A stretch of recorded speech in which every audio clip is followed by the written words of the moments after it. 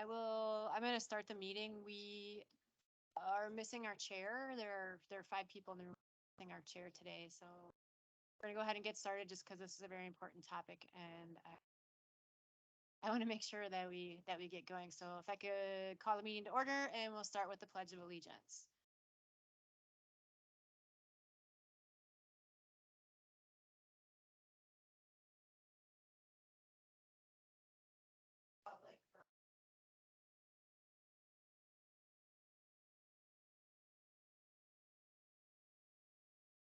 And since this is a workshop, we won't be making any decisions or doing any voting. We're strictly here today to discuss the capital improvement plan that you all need.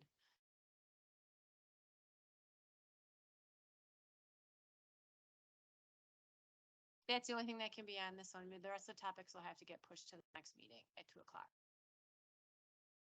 No, the workshop is called for a specific item and that's how it's published. And so that's all we can discuss.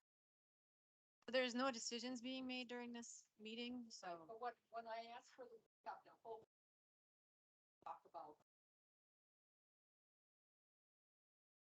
No, that's during the next meeting. Yep, that's the PPAC future is discussed at 2 o'clock during the regular meeting. That'll be it. Yep.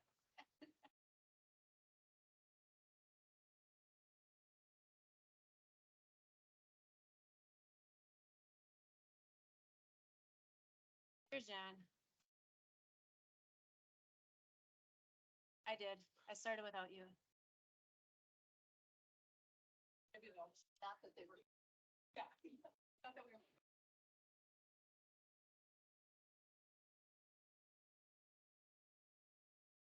May not relinquish. I'm trying to find the right one. All right, so the reason the capital improvement plan discussion, so as part of the budgeting process, we want to make sure that we take into consideration any projects that Pelican Preserve would like to take on the next 10 years. I mean, we definitely want to focus on sure next year and like the 3 years to make sure that we're allocating appropriate funds, making sure that we know we're going to need any extra resources, any of those items.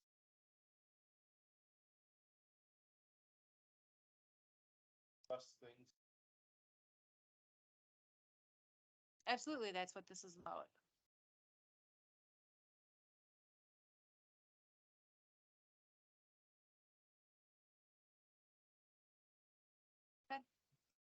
So, gateway service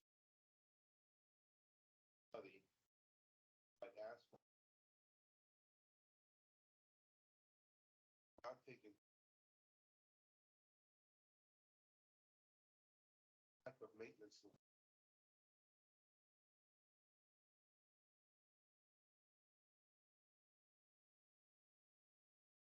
Line items.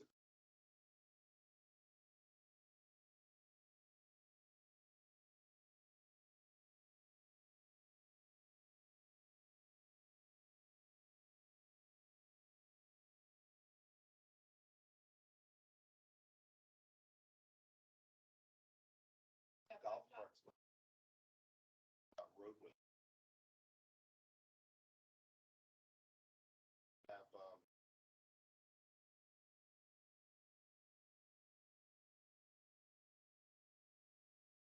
yes.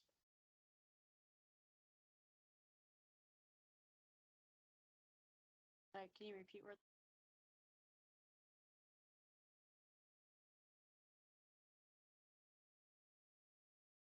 No, it's not familiar with. IE.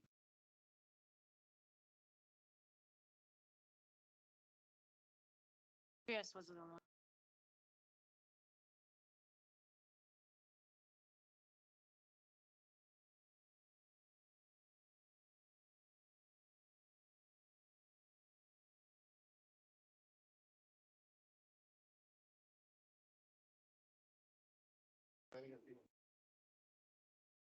Budget for.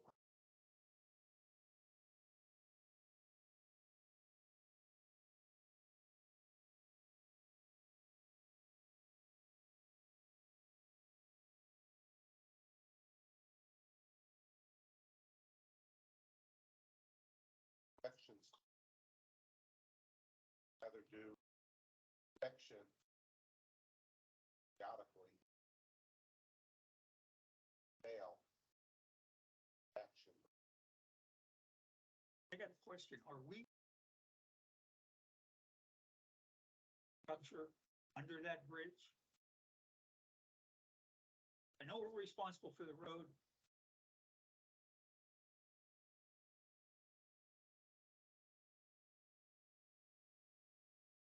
Well, I don't know. I have no idea. So can we find out? Is that under a different?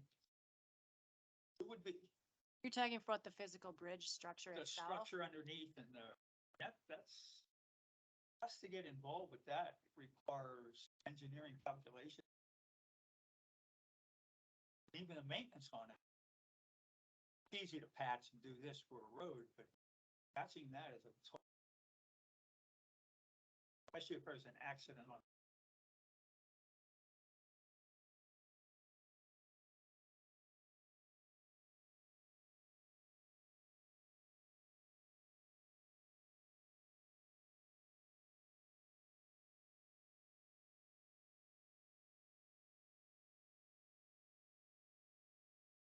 I think that's the only time we've talked about bridges in the last 2 years. I can recall that specific incident. What happened and they that are on the other side of the bridge. You have to find out who's responsible. I mean, the structure itself though. Yep, understood. I have a note.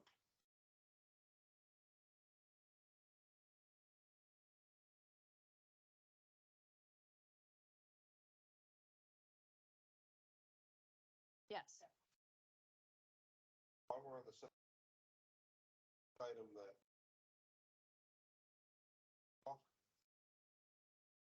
Or bridges associated. Those are not district assets. Those are HOA assets. So that Those would are not, HOA. those would, yep, I do know that for sure. So Ones that are outside the boardwalk, yep. The boardwalk itself is ours, but I know there's like that little pathway that you can go from Vincenza, I think it is, or back in that area where you cross over to. That's not ours. That belongs to the. Yeah, that my understanding is the only bridges that are actually district property are the ones that are in the roadway. Any of those other are not. The boardwalk itself is ours. Anything outside of that is not.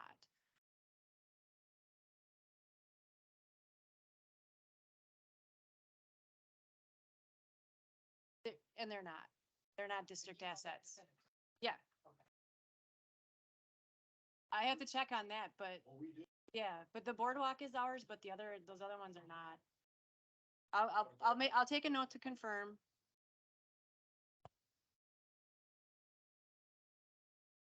What about the bridge that goes from the Brocky over to the residential area?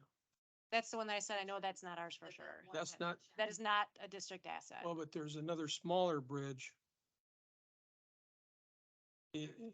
Well, there's, they see 1, 2, Well, the three other the whole ones, three Brocky other Center is HOA property, so anything inside there would be their there's responsibility. 3 other ones, so Yeah. on the other side.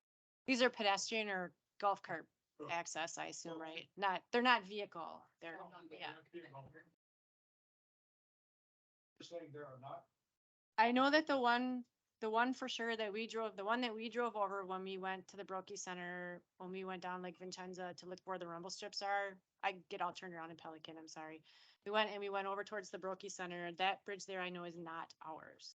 Yeah, but I'll confirm the others. The ones they're talking It was my understanding that the boardwalk proper, like the maintenance of the boardwalk is district responsibility. Everything else is HOA. I haven't seen So, them. yep, I have a note to check. We have not seen.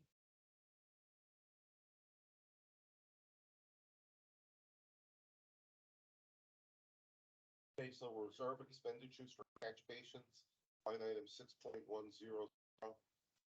Okay, the reserve study indicates that annually it's inspected, prepared for any settlement, collar cracks, drainage, Yep. the inlets. They're doing that. Do we have a line item for that? It falls under the ponds budget. In the ponds, but Yep. Concrete gutters and curb, line item 6.0. Annually inspect and repair for major cracks, falls, and hazards. Safety paint, repair and perform concrete leveling in areas. I think those are covered in. That's under road and sidewalk maintenance. Yep. Okay, so that's done annually, 'cause I don't see anything It's- done on the budget item. I know there's $100,000 in the budget So we don't budget. for it. road and sidewalk maintenance. Don't budget for it. We do, that's included in that.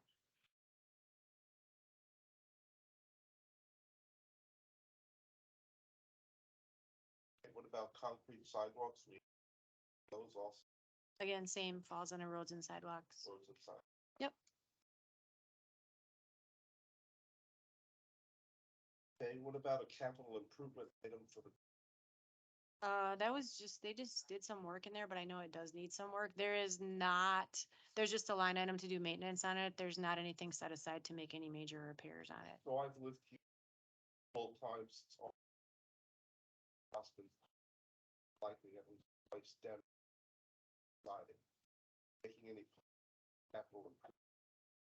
Lightning arrest. The, Not that I'm aware. when we installed the generator, additional grounding was, done on that house.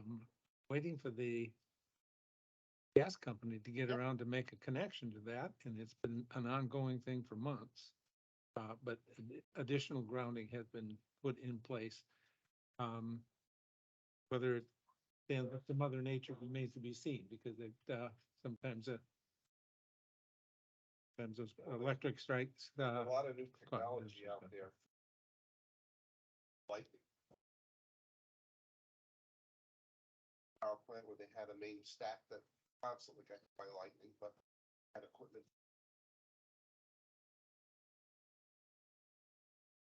Okay, so we install that. Obviously. Wait and see if we have arrested the issue.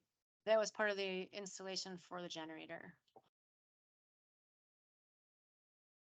And I know there's been a roof put on it since I've been here, so within the last 3 years, we put a new roof on it.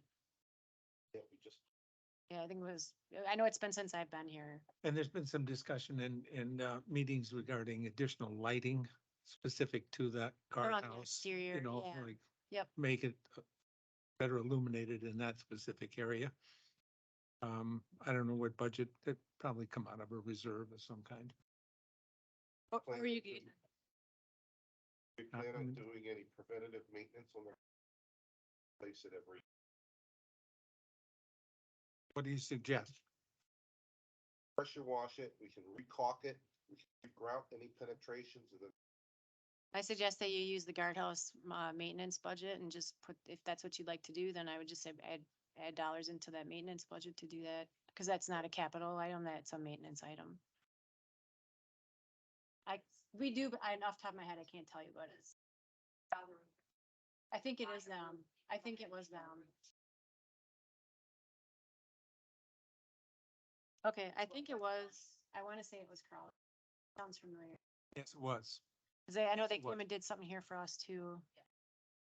I recommend that we look at maintenance plan.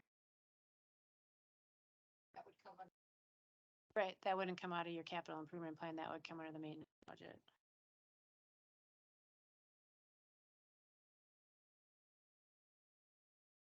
Can't get that added to that today. No, not that would not be part of what you're looking at right here. This is a capital improvement plan. That's a maintenance item. So that would be part of the regular annual budget that we do. There's already a line item on there for repairs and maintenance for the gatehouse. We would just have to make sure that we put enough money in there to cover that. Thank you. Yeah. Mr. Nate. And keep in mind, we've had significant projects that have carried over and end up in reserve because we can't get them accomplished in the time frame that we look for. So that is kind of our backup to a lot of this.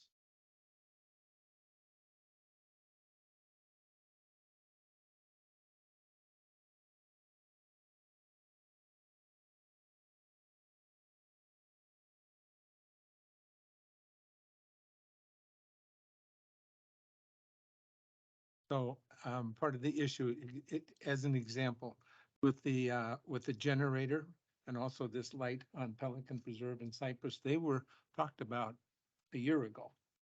And I think in no later than May was approved by PPAC.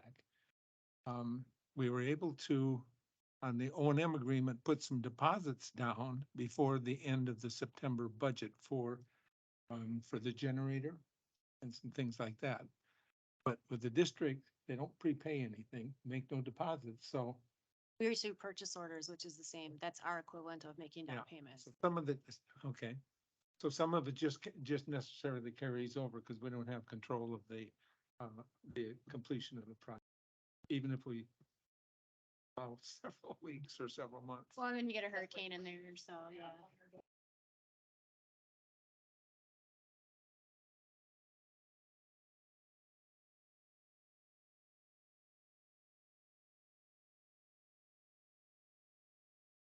Anything else?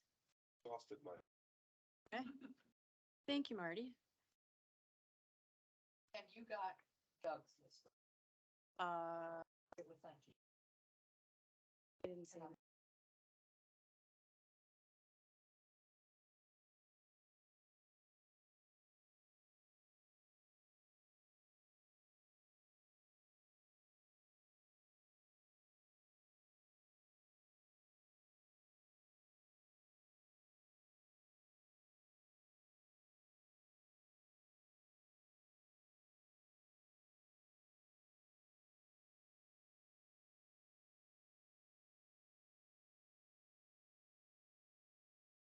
This is the reserve advisors report. I didn't create this. So. Have this that everybody. I'm checking. I've been a little buried this week, so I apologize. Chelsea's gone, Julie's out. We're down 2 major positions, so I have been.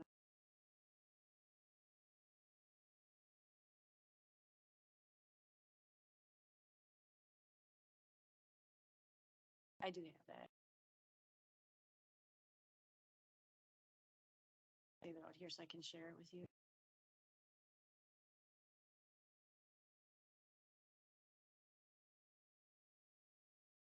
Question. Would it be appropriate to forward to all the PPAC members the email that Dave Hamilton sent with the pictures about that Prado sidewalk? We can talk about that during Project. the next, unless I can, yeah, we can talk about it. Are you trying to look at it just for budget purposes? Just so that everybody here could see I'll have how Georgia that's send it. working. Okay, Yeah, it worked. It looks like it did, yeah. looks like it's working pretty well. Yeah.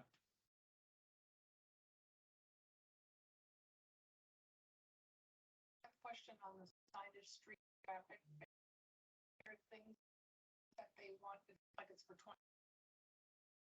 Is there things that we're going to signage or add some of the signage or?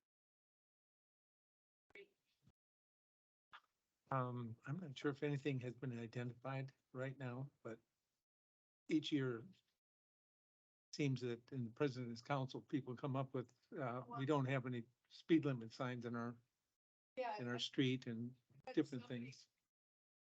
Like, and when I first moved to Pelican, I remembered seeing about golf carts where they needed to drive, but where the Yeah. first line was to be second place in the third. Can you hold those thoughts till we get to that on the Oh, agenda? sure. It's a major item on the agenda.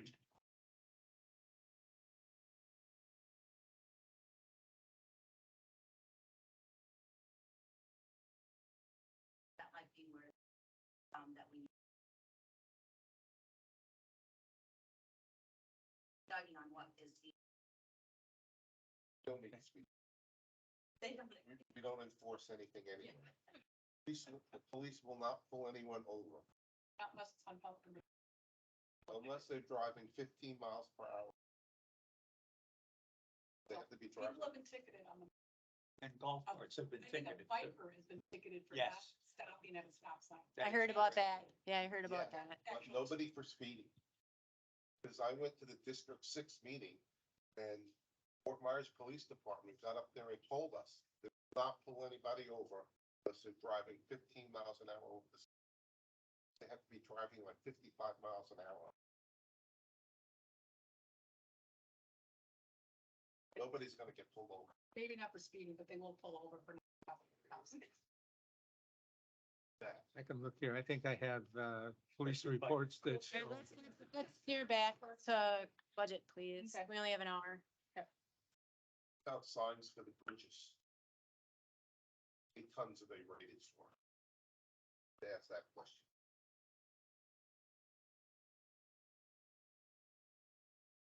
Take it you live on a side of a bridge where you get trapped if something happens to them. I do not. I just kind of guess. Just look ahead.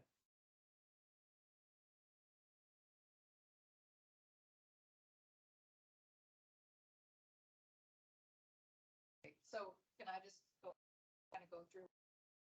Yep. Okay, so boardwalk replacement, we just finished that within the last couple of years, got a 20-year lifespan.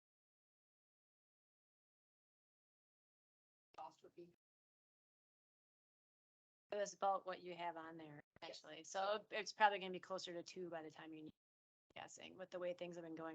It was, I know, but being realistic. okay, so anyway, that was our estimate on that.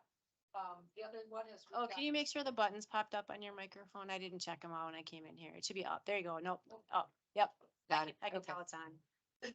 All right, so then the next one, we're gonna finish next year, our downspout initiative. So we've got, roughly $200,000 that we've got on that. And entrance monuments, these are the ones that are both outside of Pelican and the ones that are out on Tree Line and Colonial. That is my understanding of what we are responsible for. Because we can't, because Carol had said we can't sell them, so. Well, Carol Or didn't say we At can't least sell not, them, but, not for, Yeah. not until the Yeah. bonds are paid off. right, so. those So, dark- so this cost is for maintenance? Is that the deal? This would be probably for, a refurbishment, a total gut or refurbishment. All right, one of the things that came up today at the president's meeting, we don't need to have a fountain there. I Nope. think the fountain portion is the most expensive. I like the idea of still having the monuments. But it hasn't been running for a while, I has think it? the fountain's running now, They're running now? Okay, but isn't that the most expensive part of it, the fountain itself? So, I mean, that's something to consider. I don't know what the difference in cost would be, but it would be significant. well, the discussion has been, is that we are looking dated. And that at some point, we are going to want to consider updating our look, and our look starts at the monuments and the gatehouse. So we, in thinking about it, just said we need to have something in there. Be able to do a refresh or a replacement when it's prioritized, I Right. guess. Carol, can you comment on this? Because that property in a couple years could possibly be sold, right? So, If you could come up to the microphone, please. Carol, please, if you come to the microphone. There are people listening remote. Thank you. Just talking about. I think they're talking about both, I aren't think they? we're talking It's about both, the both. ones where Three, you're the from. two properties, Tree Line and Colonial, on either side of the thing are about a half an acre each, so 1 acre. But because they are part of a bond issue that was put in place about 20 years ago and has another 10 years to be paid until it's paid out, we cannot do anything with the property today. However, if the CDD in another 2 or 3 years or whatever goes out for another bond issue, which we just did about 2, 3 months ago. But it takes a long time to do that. But anyway, if they should go out for a major bond issue, we could look at that property and in essence refinance the initial bond issue to include it in that, just like you would, you might refinance your house and get, in so doing, you adjust the mortgage on your house, that sort of thing. But then they would take the lien part of those two parcels off. of The Correct. bond, so it's not like we'd be then up for another 20 years. Correct. Okay. There's $1,750,000 yet to be paid on that bond issue over the next 10 years. So technically, we can't sell anything of the properties that were in that bond issue until everything is paid off. Right. But if you refinance it, then you're paying off one and starting another one, et cetera. All right, So okay, we could look at it at that point. So I think the general idea was we should maintain it, but not improve it. For those two parcels. Correct. That, yeah, that doesn't speak to what's directly in front of our property. Sure, I'd like to make sure that, I know it says entrance monuments, and I think you approached it. I understand what you're saying for how you approached it, but I know that because all of the monuments in Pelican Preserve are actually district assets, so I think they could fall under this too. So those are technically entrance monuments as well. They're entrances into the communities. Okay. So we should make sure that we put enough dollars in there to maintain those and possibly replace as needed as well. That's fair. I just want to make sure we're Okay, not good missing point. it. Good point. Right. So, I mean, if you wanted to turn the fountains off, you could, and maybe just, spruce up the landscape a little bit. If, paint isn't that expensive, if you want to paint it a little different, I would consider those maintenance type things. Exactly. But if you wanted to put in a cascading waterfall, down between the two Ps and Pelican Preserve. A lazy and have river. this, Yeah, that I would consider an improvement. I would agree. And About that, 3 months until they turn all rust colored. right, Exactly. and I would suggest that you don't go there. So noted, Carol. So Right, All right. but keeping it up and making it look nice, obviously. And we don't know when this might happen, and we don't even know down the road if we put it on the market, if people would be interested in Right. it. So I think it behooves us to maintain it, make it look nice, but not make it look Yeah. wow. The decision to sell, though, would be strictly CDD. We would have nothing to say about it. It would probably come before your committee first. It would come before the CDD, Okay, Yeah, Or- it would come or as a PPAC. recommendation from PPAC to sell them. right? all right, Mr. The Gephardt. recommendation would be to declare them surplus Right. and to put them on the market for sale. thanks. Thank you, Carol. Bob Gephardt. I'm not going to talk about tree line and Colonial at all. But the Pelican Reserve Boulevard and tree line is the one that the 250,000 is. And I believe it's in Mark's forecast, previously authorized by this group to hire an engineering firm to give us a recommendation on what we should do to refresh the front. So that's why because that'll be a capital and that's why that's in here. So I thought that was from the gatehouse back. No, this specifically is from the front entrance. Relates back to the castle presentation a year ago. Yeah. About updating our community, From the street. but it's been Okay. delayed, From tree line. Peggy, it's been delayed because of the transition from Joe Schofield to Bark and then budgets and all that. But Okay. now they're there and I know that they're moving forward with it. Okay, well, as long as we've got something in some budget someplace, Yeah. that's all I'm concerned about. And Marty, if you And as long notice, as- the third item down says bridges. Thank you very much. The dollars need to be filled in yet, but the line is theirs. I'm thinking about. Okay, the other big initiative that I want to make sure we get, which is on this sheet, is we do know that ponds have a finite life. And that we will need to be looking at dredging and or something within 30 years.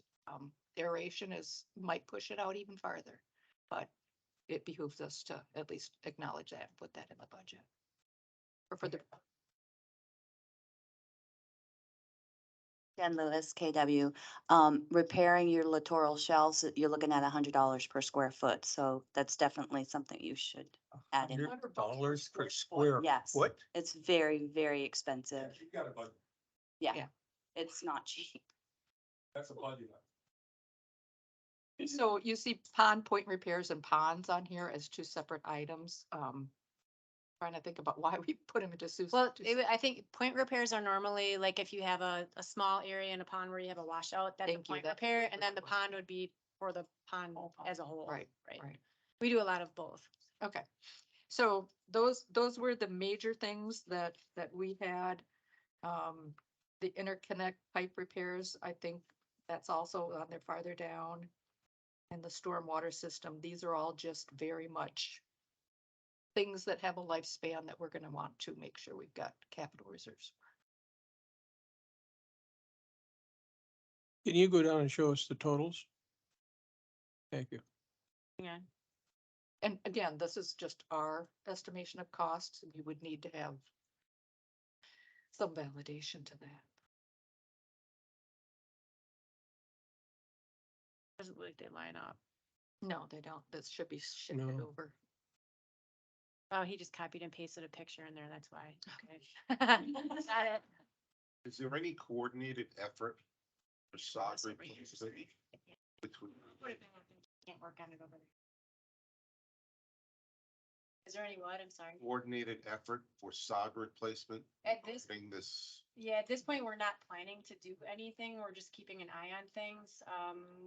Hoping that because they're working so diligently to find a way to get rid of it or cure it, that by the time it becomes that it won't become a problem, that'll happen prior to it becoming an issue. We are aware that it exists in Gateway, but it's not to the point yet where we need to replace anything. And it does not exist in Pelican at this point. And it's very spotty in Gateway. I think Magnolia Lakes has some, and there's a couple other areas there, but at this point, there's not anything. We have no plans to be replacing any sod at this point.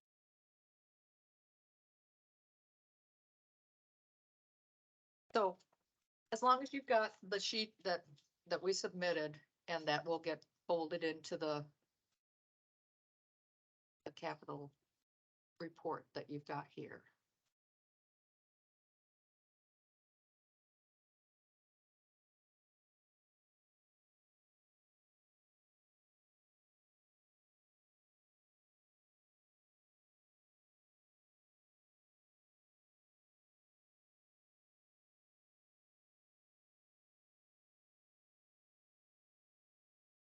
There you go.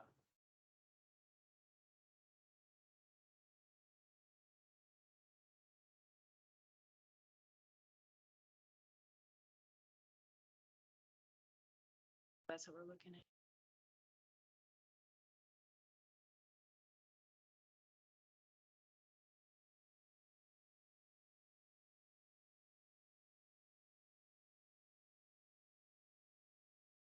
And there's still, obviously, there's things that need to be factored in, like a lot of these lines are not filled in. So these would be things where the. Because you do have sod replacement on this. For $1 million. Total, yeah, but I mean, that just happens. We replace Oh, that that's not everywhere all the anything to time. do with the- Yeah, we replace that everywhere Got all it, the time, okay. so.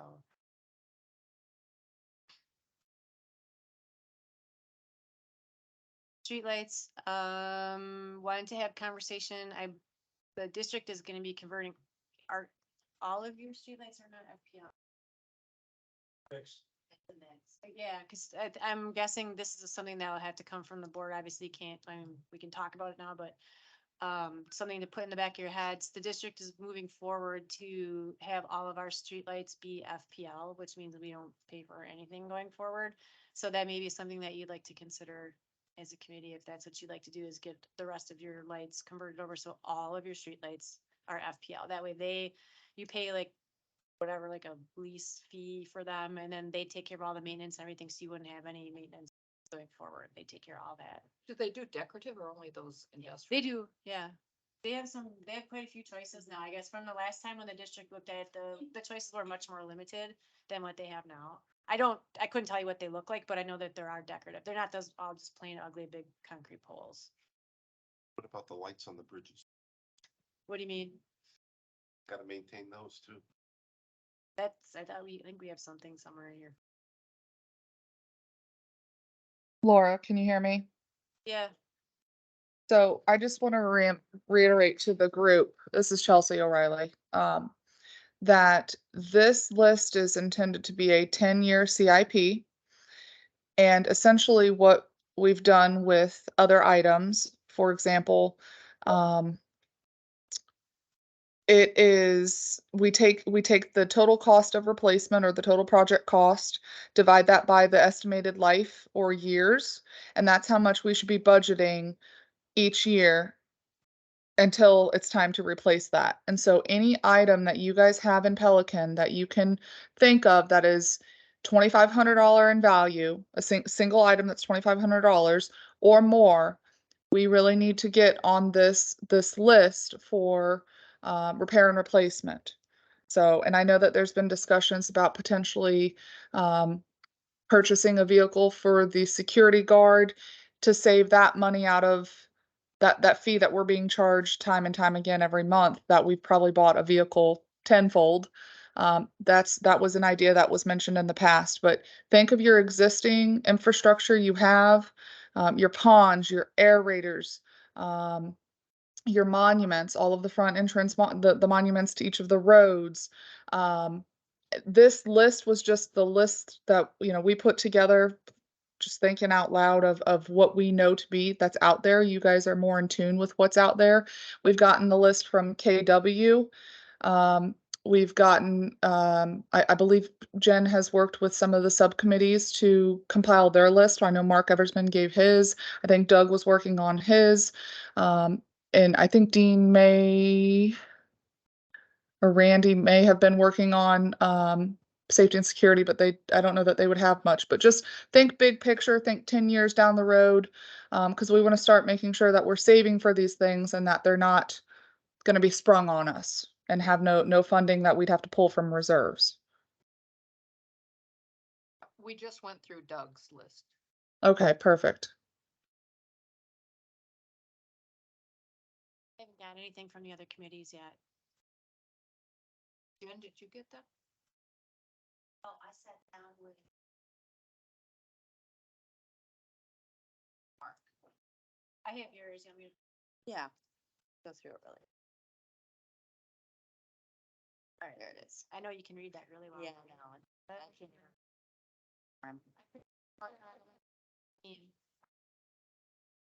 maybe like this, as I get. So there are definitely some overlaps here. As you can see, we've got the colonial tree line monuments. Mark and I were talking about for 2024 at least, let's get in there and see what we can do with improvements with the lighting and the landscaping and see how we can get those improved. We definitely probably need to breathe some new life into both of those entrance monuments. And if it's Peggy's suggestion, a complete overhaul, then that's what we probably need to do eventually. Mark just wanted to see what he could do to spruce them up for next year. So, we put just $10,000 in the one for the colonial and tree line monuments, just for landscaping to enhance that. And then also the tree line and Pelican Preserve, we put 30,000 in there, for new LED lighting and plant material. Just get all the old aged plants out there and get some new fresh stuff in there. So this is kind of a combination of your maintenance budget. Yeah. And what we should consider for the reserves. Yes. Okay. Then we have the boardwalk bike cart path. So I took the old list that was provided to me by Castle, and that was on there. Now, as you go over towards the Sienna side, there's no parking there at all. I don't even know how you would cut out an area. You can't certainly go in the preserve, because that's conservation area. And I'm not sure where we would even put parking for golf carts, although they are parking there when they go over that wooden bridge going towards the boardwalk. They're just pulling off to the side on the grass already. So I'm not sure if, if they're in violation, if that's considered a preserve there when you go over that wooden bridge and then the boardwalk's on your left coming from the Brocky Center. So that's something that probably we need to have Doug help us out with as far as determining if that area is even available for us to do Yeah. any improvements on. Just so you're aware, that did come up during our meeting with South Florida last year, when we met with them regarding the boardwalk and the golf carts on the boardwalk. And they were like, oh, just put it in a parking lot. I'm like, we can't. Yeah. Everything's conservation area. Yeah. Yeah, yeah, Yeah. okay. So we did put $15,000 in there, but I'm not sure if that's even gonna be able to I mean, move it may be forward. something that we could ask, we could go back and say, hey, this is what we'd like to do. It's been about a year since we met with them. So Okay. I mean, definitely keep it on the radar. It may be something that we could work with them Okay. on, even if it's just a couple of spots. Yeah, But it's not like they said no definitively. It's just like, well, oh, yeah, like they didn't realize that that was the conservation area, right? right, right. Everywhere Mm. goes. I'm not sure where we are with the permitting as far as bicyclists and only pedestrians, handicap, so I know that's in the works as well. Yeah, we were just gonna do signage as I understood it, right? Okay, That was what we discussed for a long time. Well, yeah, but we did decide that we wanted to move forward with signage at, there is some signs up there that I accidentally put up. I but thought, ones that say. Oh, yeah, we gotta do that. Send it to ADA Yeah, I don't think that compliant. we got the verbiage yet from Tony for what could go on the signs. I think we're still waiting on that. So there's still some conversations between Chelsea and South Florida, trying to clarify things, so. yep, Doug and I talked about that with the signage. Monument lighting, so we'd like to see, I went out and counted the, physical monuments. We have 39 because some of the communities have two. So like Trentino Estates, before you go over the bridge, or do they have three out there? I missed one. Well, then. Rena does.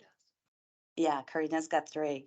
So, I went out and counted, so there's 39 monuments, that we would, some of them are double-sided, some of them are single-sided.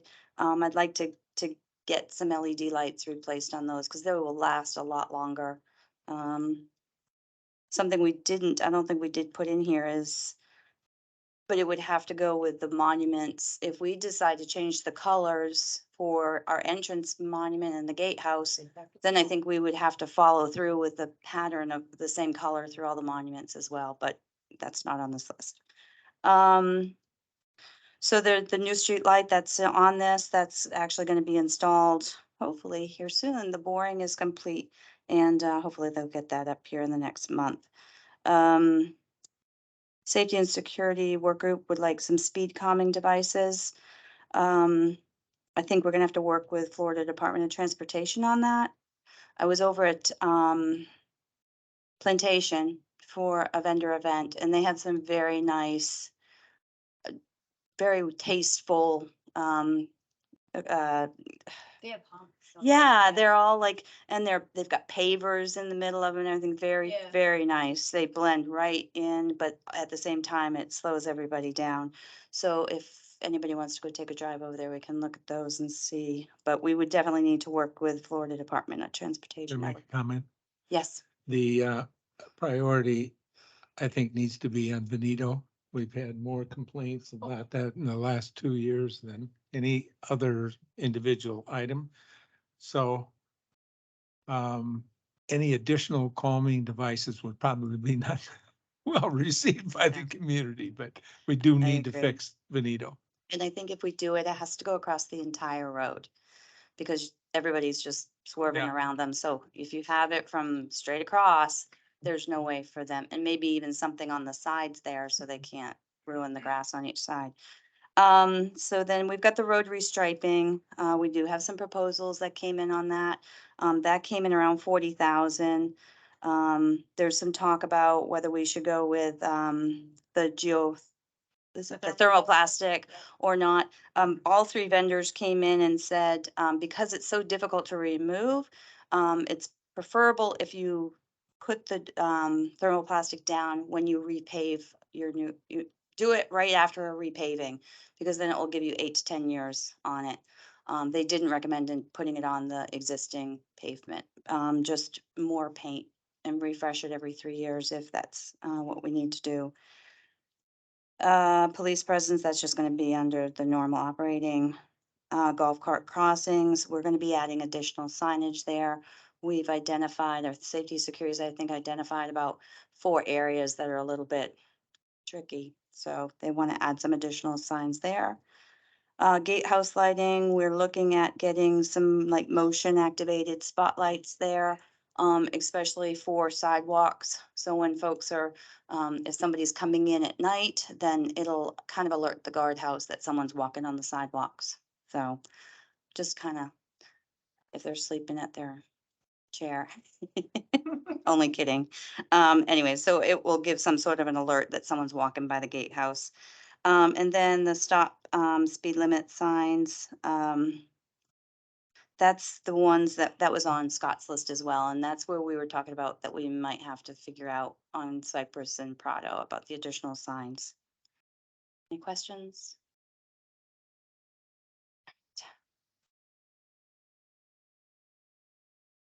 Carol.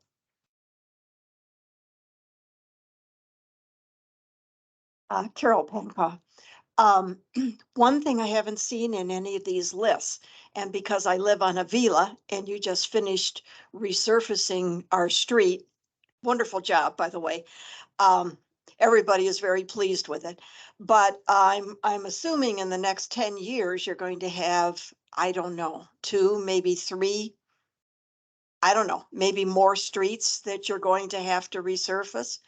And I did not see that on anybody's list.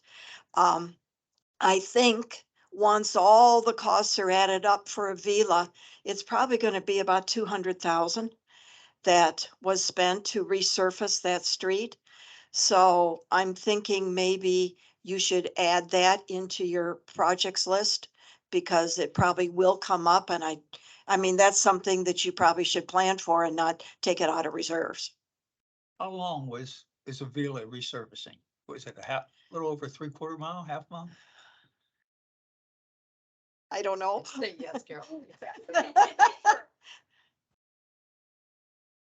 I agree with you, Carol. You know, I didn't see it either. And on Pelican Preserve Boulevard, that's gonna have to be resurfaced sooner or later. Got all those bumps and everything along the road, so sooner or later, it's gonna have to be done. So is that, I know, I think Tetra Tech was Yep. supposed to be surveying all the streets in Pelican Yep. and giving us, but I don't We- think we that's haven't done yet. received it Yeah, We're still waiting on the results. but I don't know that it matters which street it is. I just think you should plan on a certain amount in the next 10 years for starting to resurface your streets. I think. Thank you. Yeah, Randy Bottleson. Seems like we had discussions about trying to find out the age of the roads and get some kind of an idea about when they might need to be that was fixed or Tetra Tech's- replaced. That was what Tetra Tech was looking, that was part of what they were supposed to look at the condition and recommend like how long, how much. Right. Right. We haven't Okay. received the report back from them yet. Okay. So when we So- get that back, will that have an estimate that we can plug into? It's supposed to have some kind of an estimate included with it, yes. Okay, so then that amount that Carol brought to our attention will be coming from that report, or do we need to make a number up? One of I the would things- assume that I mean, the engineers normally are responsible, like, when we did our bonds, they helped us put the paperwork together for that. They're pretty good about giving like a estimate of what it was. It'll come from Tetra Tech. Yeah, it'll come from them. Yeah, so the idea is to get professional opinions about the cost on that, so that we're not just guessing. Yeah. The only way you can really determine is to do a core sample, and I don't think Tetra Tech had that in their budget to do core samples. Oh, they did it. They do? They did. Okay. Well, they did a villa, I think that cost us 40 grand. but they were going to It's do a important to do a physical core sample. walkthrough to start with. Right. That's Yeah, what we. we'll have it for your May contracted with. meeting. You'll have it for May. Laura, wasn't the cost of this project more like 120,000? Which project? The resurfacing of Avia? I think it came in a little more than what was originally thought because they did I think it was the curbs, the valley gutters weren't included, so that brought it, I think it was closer to 120. I thought originally it was 80,000 and then it was gonna be $40,000 engineering, which nearly, It kept growing. yeah, Absolutely right. from Tetra Tech, and it kind of kept Right. Bob Geppert again, just a growing. big picture item for the group, because most of you are relatively new. When reserves were started, reserve funds were started, I don't know, 14, 15 years ago. The purpose then, we didn't go and identify specific areas. We just kind of spitballed it, knowing we would need money. The emphasis on getting a charge to our annual dues was to get into the pockets of WCI, because they own 1,400, 1,500 lots, and we only had 700 or 800. So what I'm seeing here today, and like everything that's on this list right now, is within one of your three subcommittees. And what I might suggest is let the subcommittees come forward with their capital projects as differentiated from their operating budgets. And if there's something in here that's not, put it in there wherever it belongs and move forward that way, because you currently have over $4 million in reserves. So Wasn't that the charge that we just had for the last month, is to go back and talk to our subcommittees and bring? and I'm not saying what to pick. I mean, I know. but if you got one hand doing the direction in this direction and another hand going out here, we need it to all come together to waste duplication or to avoid duplication. The district just had an analysis done. What was that reserve study company, Laura? Reserve Advisors, and theirs looks nothing like what we've got. And they're actually recommending we reduce or offering the opportunity to cut the reserves, which is currently 200,000. I think after this exercise today, that's probably gonna, we told the board, Carol and I said, well, we're not gonna be cutting that, that money's already there. We're gonna keep it going at a minimum of 400,000. But the point I'm trying to get to is you've got the resources to do it. We have more knowledge than we've ever had. Just get it consolidated. If everything on there can be owned by one, either landscape, ponds, or safety, and I believe they all are, let's use those resources, that volunteer group, to move forward. It's my responsibility to take everything that I get from this group and from each of the subcommittees and compile all of that. And that'll be really easy once I start putting it together to see where the overlap is. And then ultimately it's PPAC's decision, like you guys approved the 002 budget, which is this, but it's my responsibility to take all the pieces and put them together. As long as KW is communicating with staff, Oh, yeah. and I know you are, and the three subcommittees, it'll all be covered. I mean, there's not gonna be any cracks in here. But you don't have to address each and every one item in particular during the meetings. I think the Yeah, subcommittees the can do it. subcommittees will be responsible for submitting budgets for the things that they're responsible for overseeing, including capital. So can you remind us again of what our deadline is to make sure that we have this defined? The sooner the better. I would say for sure by May, I'd like to have a copy to you guys to discuss. The board has to approve the budget no later than June 15th. My goal is June 1st because that gives us wiggle room for in case. But by law, they have to have, by statute, it has to be approved by June 15th. So I would like to have everything settled with the committees and subcommittees in May so that I got time to put that together to get to them for their second meeting in May, and then they can approve it in June. And that sets the high water mark. So we can't raise anything after June 1st. You can move things around inside the budget. You can absolutely reduce things after June 1st, or actually once it's approved, sorry. Once the board approves the budget, that sets the cap. It can't get any higher. So. So we have 1 month. No, that's capital. No, that is capital. There's a capital number there, Yes, just a number. yes. The capital is included in it. That is the budget. You just put it in operating. But it's And capital your and dates are, operating. your dates are clear. Those are the same dates for our operating as well as. It's all one budget. It's all one budget. Yes. All of your expenses for Pelican Preserve all go in one account. It's just kind of the way that the way the chart of accounts is broken out is just a little different. You guys have like capital reserve accounts, and then there's some things that we know are projects, but the capital improvements aren't necessarily called out the same way in your Pelican budget as they are in the rest of the Gateway budget, but it's still all your stuff. So it's all included in that total. But you don't define it as we're giving it to you now. You just lump it. No, we can break them out. I mean, if you have dollars that you want to assign for a specific project, normally what they've been doing is just putting them into the reserve fund, and then we have notes off to the side that you're setting aside X amount of dollars for this, X amount of dollars for that. And so my goal for this year is to actually have those, when you look at the budget, it'll say like capital reserves, roads, and then underneath it, you'll be able to see you set aside, $50,000 for this. So it'll be broken out what Okay. makes up that total. That'd be great. But it won't be on the financials that way. It'll just be a lump sum on the financials, but your budget will reflect what you set aside those dollars for, if that makes sense. It does. Thank you. Will there be a separate budget provided for us for the O and M agreement so that we can understand what that That is? would come from Jen. Yeah, Uh-huh. there's gonna be a lump sum on our financials, but it'll be same Good as to last know. year. Yeah, I'm assuming it will be the same as last year where I got the thing from Castle where they had the expenses that they're expecting to have through the O and M line. Jen will provide the updates as far as how those allocations are being spent. I just do them as a lump sum. Okay. So, or we, the district, do them And as a then, lump sum. and my question, in the past, we had someone from the PPCA approved every purchase order, but contracts had to go through, I'm sorry. You could get approval for a purchase order, but any contracts had to go through PPCA and then Board of Supervisors. Not PPCA. I'm PPAC.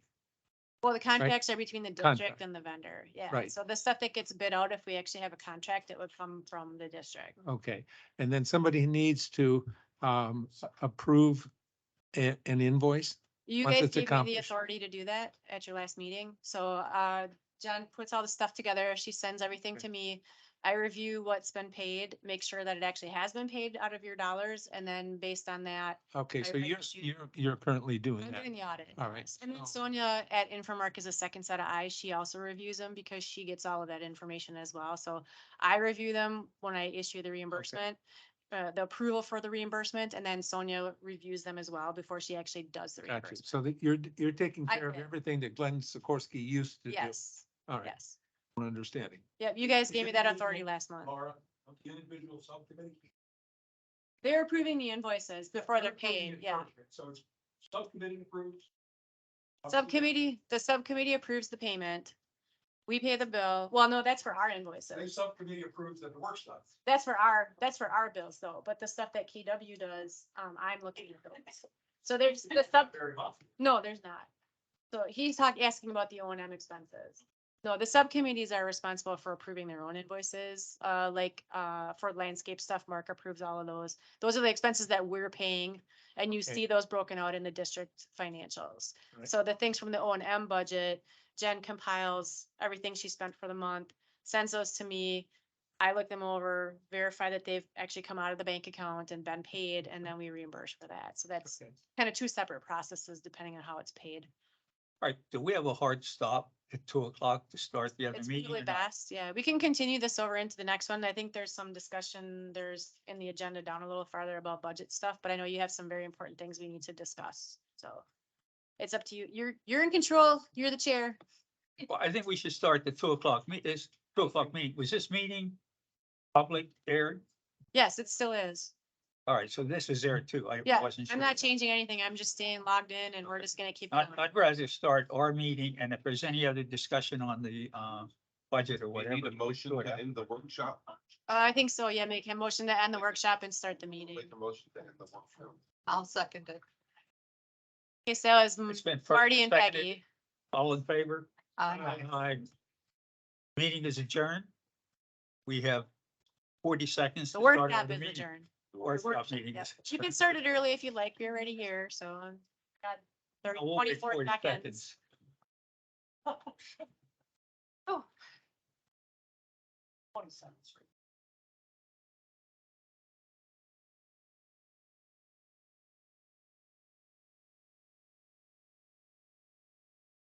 I can do a countdown of 7 seconds.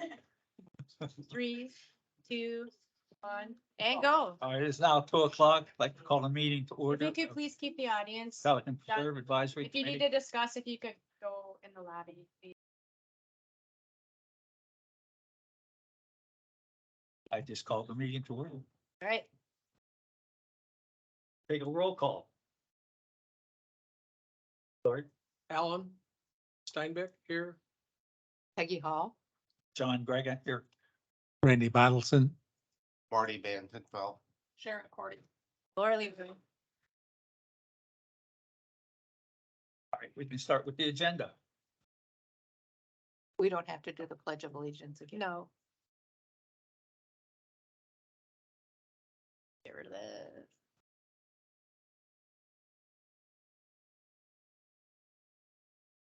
Any public comments? There is one. Carol Pancaw has a comment about budgeting for 2023. Other than my other comments.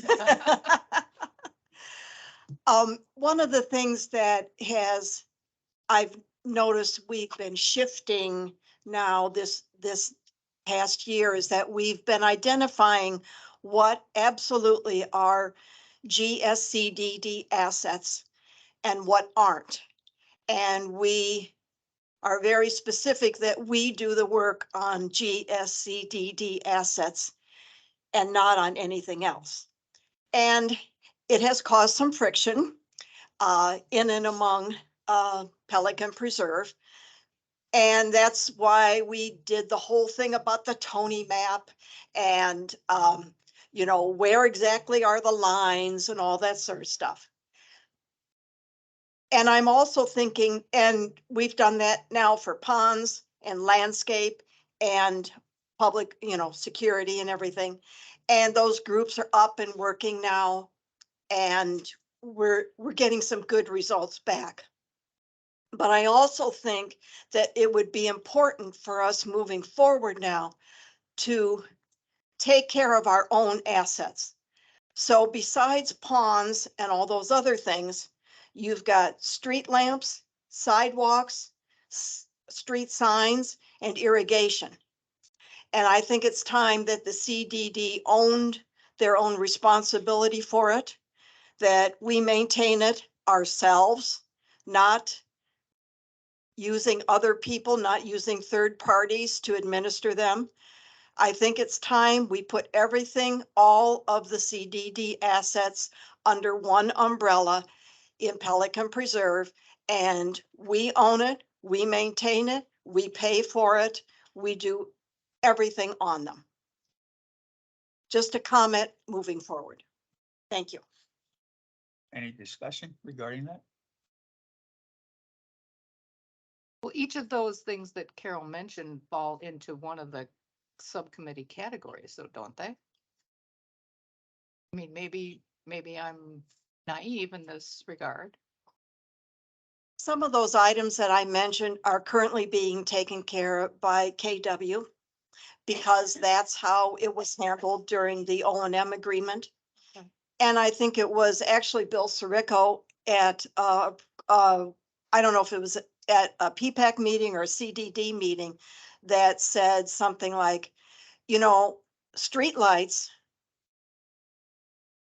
we put them in, the CDD put them in, not the community association. It's our responsibility. We should pay for everything. We should pay for the work on everything. Own it. If it's yours, own it. And if it's theirs, they have to own it. So When you say theirs, you're talking about like the master- community association or the club. There are some things where lines are a little fuzzy with the club too. So rather than depend on the community association's KW to do the work that honestly the GSCDD should be doing, I think this is now the time, looking forward and going into the budgeting year, which doesn't start until October 1st. So that gives us a good 5 months to iron everything out and everybody take responsibility for their own parts. So you're suggesting getting rid of the O&M agreement? The O&M agreement is in place right now. I understand that, but I think it gives us at least 5 months to look at things the way they are, discuss it with other people. There have been changes on their boards. There have been changes on these boards. It's time to review the whole subject all over again and move forward in our planning starting for October 1st. I'm still a little confused. Are you almost talking about another work group or are you just? No, No, no, to incorporate these other areas into the 3 groups that we already have, Okay, or just to have them as a general item, for P-PAC to address. But the whole thing about KW has a budget, we have a budget. This has to be reviewed by so-and-so, that has to be reviewed by so-and-so. Community association has their own budget. There's items going back and forth. I think it's time to just streamline everything and everybody take responsibility for their own thing. In essence, getting rid of the O and M agreement. as Right. It's in place. Carol, that's how I'm interpreting it. I think you Well, need. I think you- there's a way to work cooperatively without having to have an agreement. Well, this preceded your tenure on the board, but this whole issue of the O and M agreement was brought up and challenged in terms of what this group was contributing to Gateway, which then went to Community Association and then to Castle Group. Correct. It caused a great deal of contention all year long. There was no cooperation with the Community Association. It was conflict and confrontation. I was here for that. So I think what you're suggesting is a replay of that.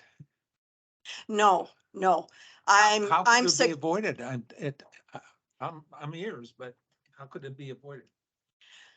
I think what we need to do now, because there have been changes in many places, is to revisit the issue and not just say, this agreement is in place and so therefore we should, this is what we need to do. I think things have changed enough, and I think we have enough people that want to work cooperatively with everybody else that we can now move forward if everybody in their budgeting takes responsibility for their own assets. Okay, well, I would suggest that if you look at item A on this, um, this all came about because Bill Sirico was here at a meeting where I unfortunately couldn't attend, and suggesting how Stony Brook did away with their advisory committee. Mhm. So I don't know what the And new they board did. members feel, but that's been the sentiment. I understand.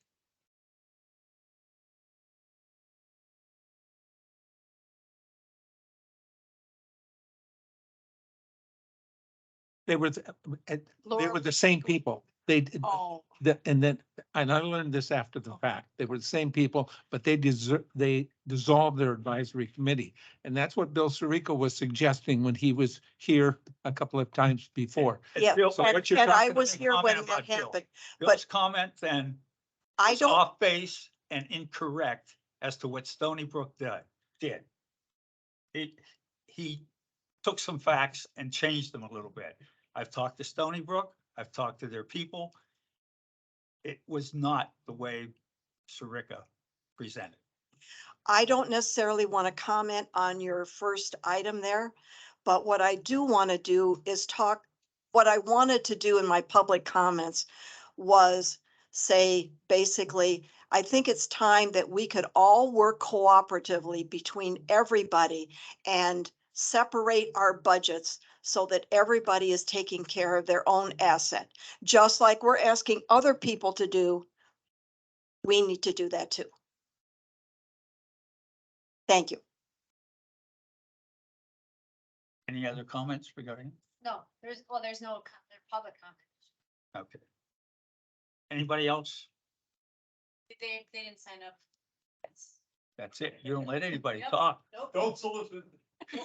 Not allowed, sorry, they gotta sign up, so we're on 5. All right, let's go to item 5, approval of the minutes. At a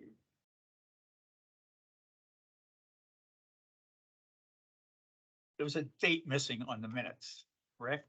There was a name missing on the minutes. And there was a couple Yeah, things. there were Second one Now, person. You know what page it was on? God, it was in yellow. Page 5, Yeah, Page 5. up top. On a motion by Oh, sorry. Randy, seconded by who? We put anybody? Oh, it was a mister, so hey, that narrows it down. I'll say I seconded. It was me. You want to put that in there in yellow? Georgia, well, I don't. I'd like to be- It's Georgia's job. I'll say I seconded it.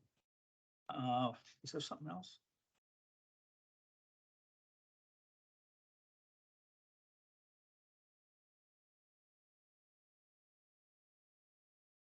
The only thing I noticed.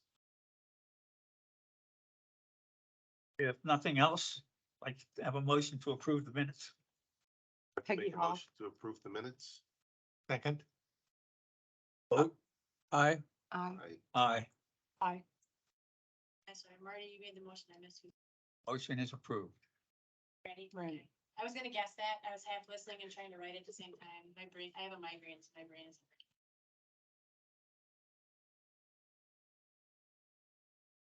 Financial report. I just had.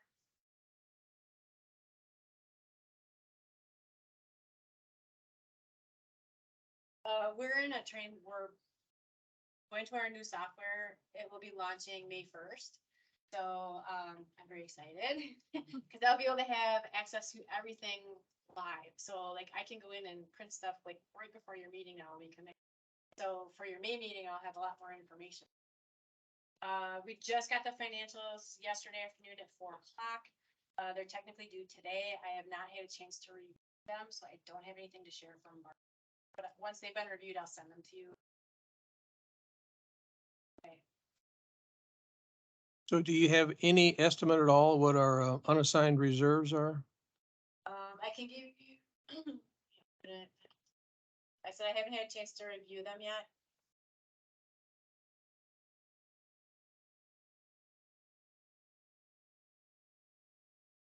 Kind of our You checkbook. want to do yours, yeah. If you, Yeah, it's, yeah. Jen can give you the KW report, because I don't have access to the breakdown inside of that. So, I just got, some corrections done for, the February finances, so I'll have those to Laura by tomorrow. For January, we have a reimbursement of $10,739.77. It's a pretty light month. And then, there was the question of some missing funds. So I went back to Castle and found that there was 3 months of the O&M reimbursements that were missing. So that totaled $23,358 dollars and 75 cents that Laura also reimbursed for us. So that put some money, and then we increased, was it to 103? I was thinking when Chelsea and, Luton. 100, I think. It was Yeah. 70. Yeah, we bumped it up, so there's some extra padding in there as well, moving forward. But now that we have a good system going down to get Yeah. reimbursed monthly, I mean, that was very unusual to have 3 months in a row that didn't get reimbursed, but I didn't have the Yeah. report, so. Right. I can't just send money without having something to back it up. Yep. I think Alan. Much as I'd like to help you guys That out. wasn't your can't do question. it. No, she was supposedly looking it up. Okay.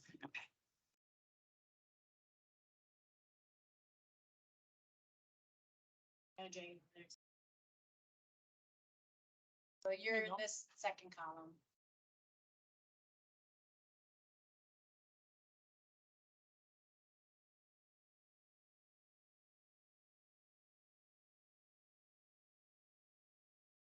For 2 million? Yeah, 2.8. No, that's capital. Unassigned is 2.6. Yes, 2.6. Like I said, that's kind of our checkbook, so. Randy can spend some money now. That's not your check. I Go know. there. That's not it. That's not your checkbook. That is a reserve fund. It just means that that's money that was set aside not for capital projects. Right, exactly. So you would still have to transfer out of there. That's not like, you can't just write checks out of it. I actually cannot spend money from that line item. It has to be moved to a different line in order to We spend have it. dinner meetings, at a restaurant. If you pay for them, sure. I mean, I say we go to Connors on John. But that you, doesn't have to be in a minute.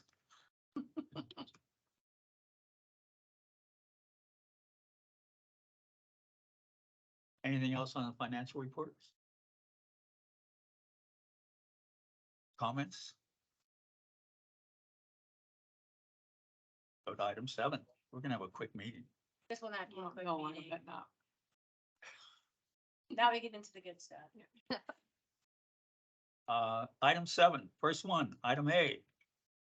This was, this discussion of PPAC dissolving as a committee and becoming part of, moving over to PPCA. I'd like to make some comments on this first. I got extremely upset with, I'm gonna say, the chairman of PPCA at the time. And I should have asked some of the members here first. If I'm not mistaken, he tried to get each one of us in a conference room, one-on-one, to discuss why we should move over and be under them. Am I incorrect? Did he not meet with some of the members? He didn't meet with me. No, me either. And he met with me just to go over, I was a new person, so. Yeah, with me. All right, because I mean, he met with me and I got extremely upset with the way they just, with their, I think his interpretation was, it would be good if we're not under the sunshine laws.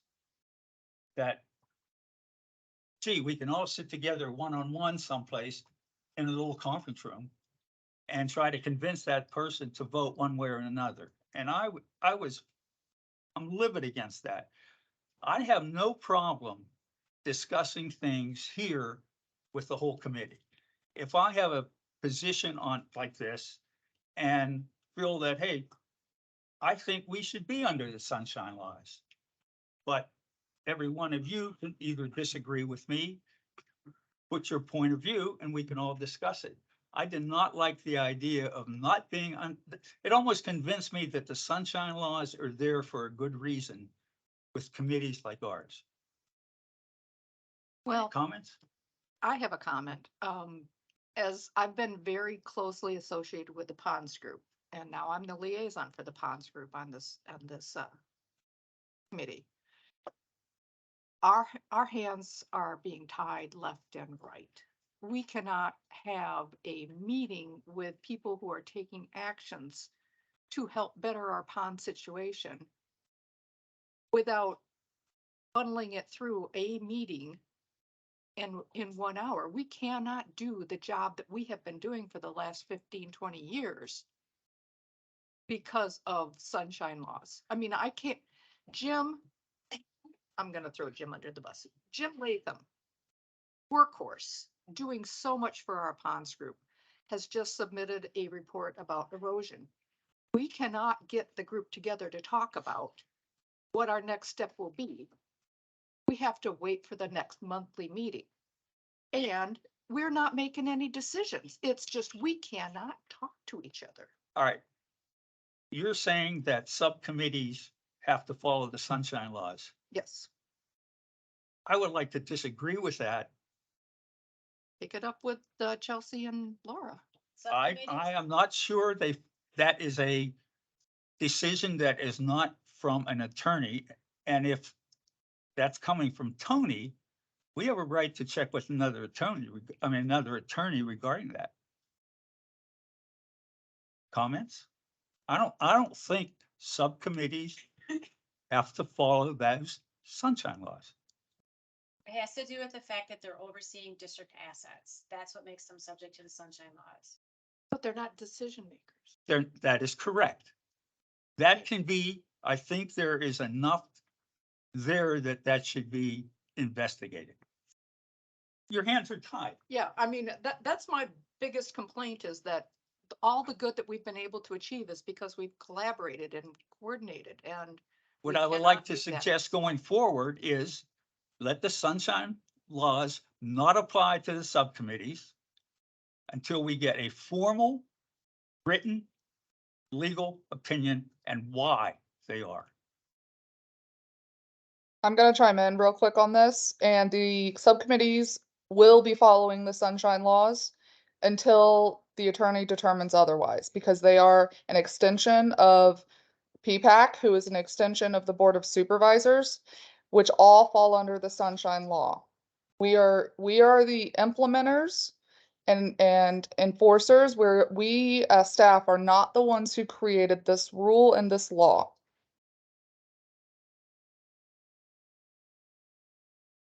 I think we got a little bit off topic here because what we're talking about here is whether or not this committee should report to the PPCA versus where we're at right now. I'd like to know what the advantages and disadvantages of that are. And I do agree with Peggy that it does hamper us, and it does tie our hands behind our back when you can't even I can't talk to anybody. I mean, I can't meet you for a cup of coffee and say, hey, what about this situation here? And I'm not used to that, I guess, coming from industry. I'm just not used to that. We used to get a lot of stuff done, and it wasn't that we were trying to hide anything from anybody else. Now, I understand what the laws are. I understand what the government has to do, and that's the rules we're under right now. But I'd still like to know what the advantages and disadvantages will be if we went under PPCA. And no, I didn't get talked to by anybody. They didn't ask me that opinion. That's my opinion without talking to anybody. I guess I would just still like to get some clarity on why then in the bigger structure that why doesn't the HOA have to follow sunshine laws if they are going to be, if we were to move to a different structure, why wouldn't they have to comply with sunshine laws? They have different sort of sunshine laws. I think they can, two people can talk, but you can't have a third one in the room. Is that, And, so it's, So That's the same as ours. let me chime in on that real quick, because Tony and I had the same conversation when Stony Brook, when their advisory committee moved under their HOA. And ultimately, the district's standpoint at that point stops at the HOA. Now, if the HOA's attorney makes the determination that they need to abide by the sunshine laws, that's the HOA's attorney, their decision. But our agreement would stop at the HOA per the O&M agreement. what if there wasn't an O&M agreement? That sort of supports. And it has to be done.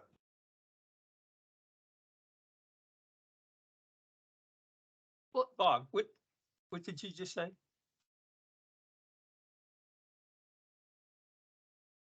Bob Geppert, if there is no O&M agreement, then the assets are the districts and the districts would do it. The only thing we're talking about is district assets. So the O&M allows the district cooperatively with the PPCA to administer certain aspects of district assets.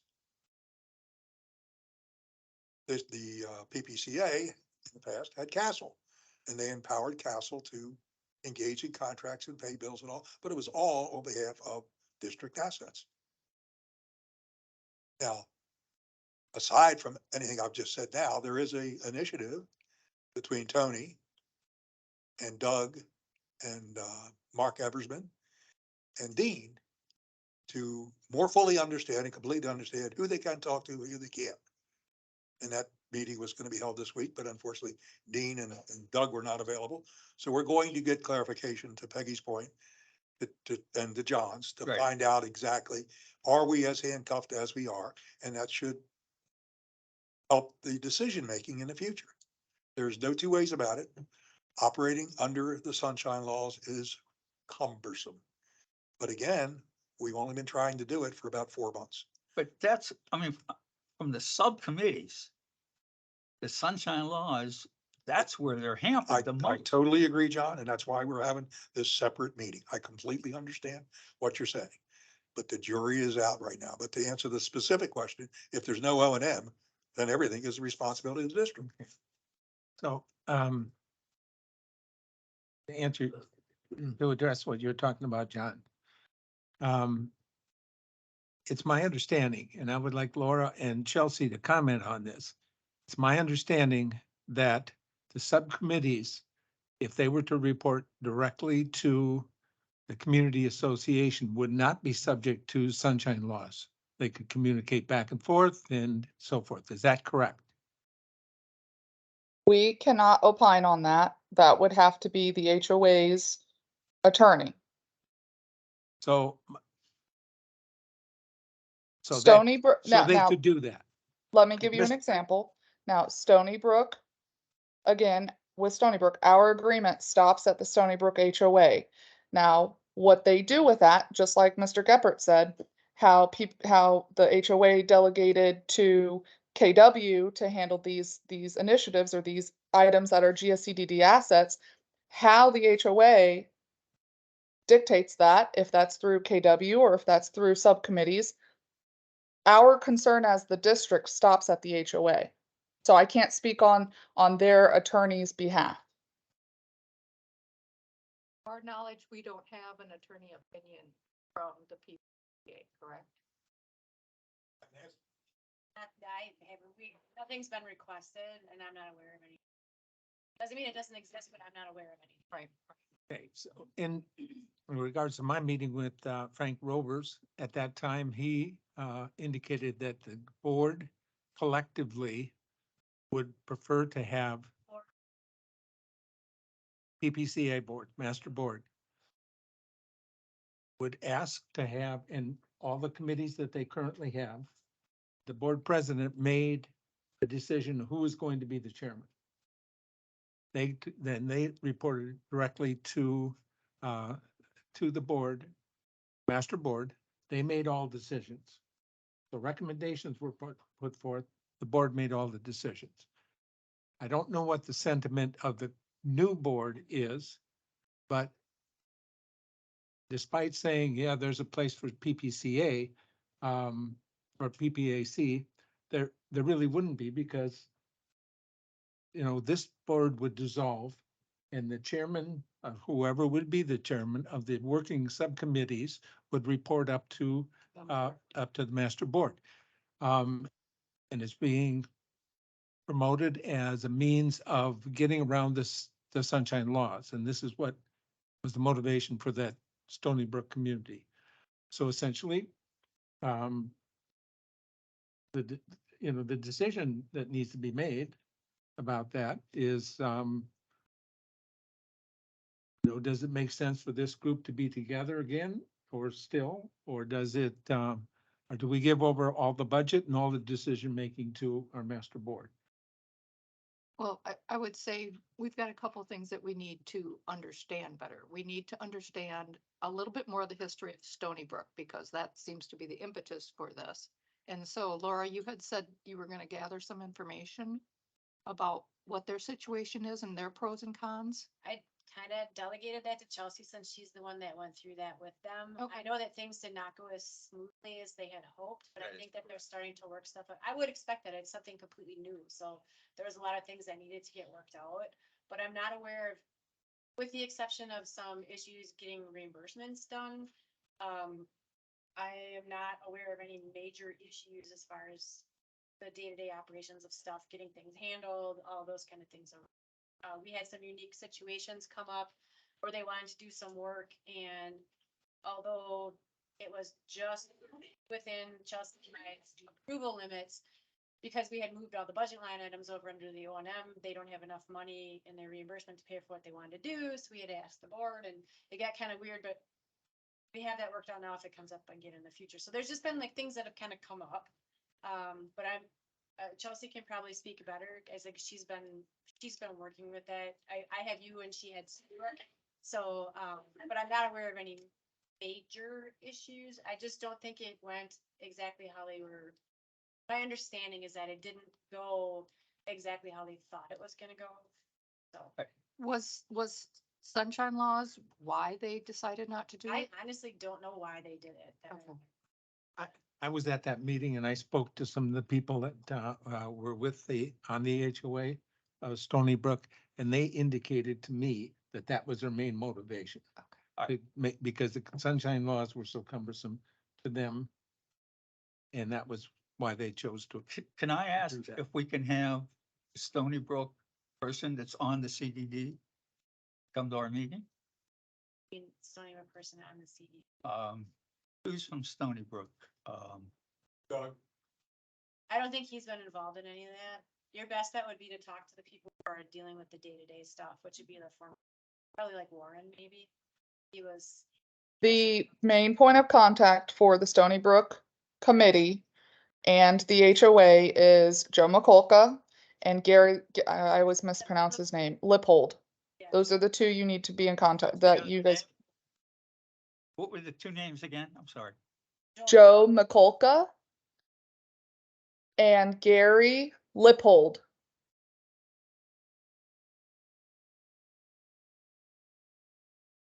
I'll have Georgie send you their. All right.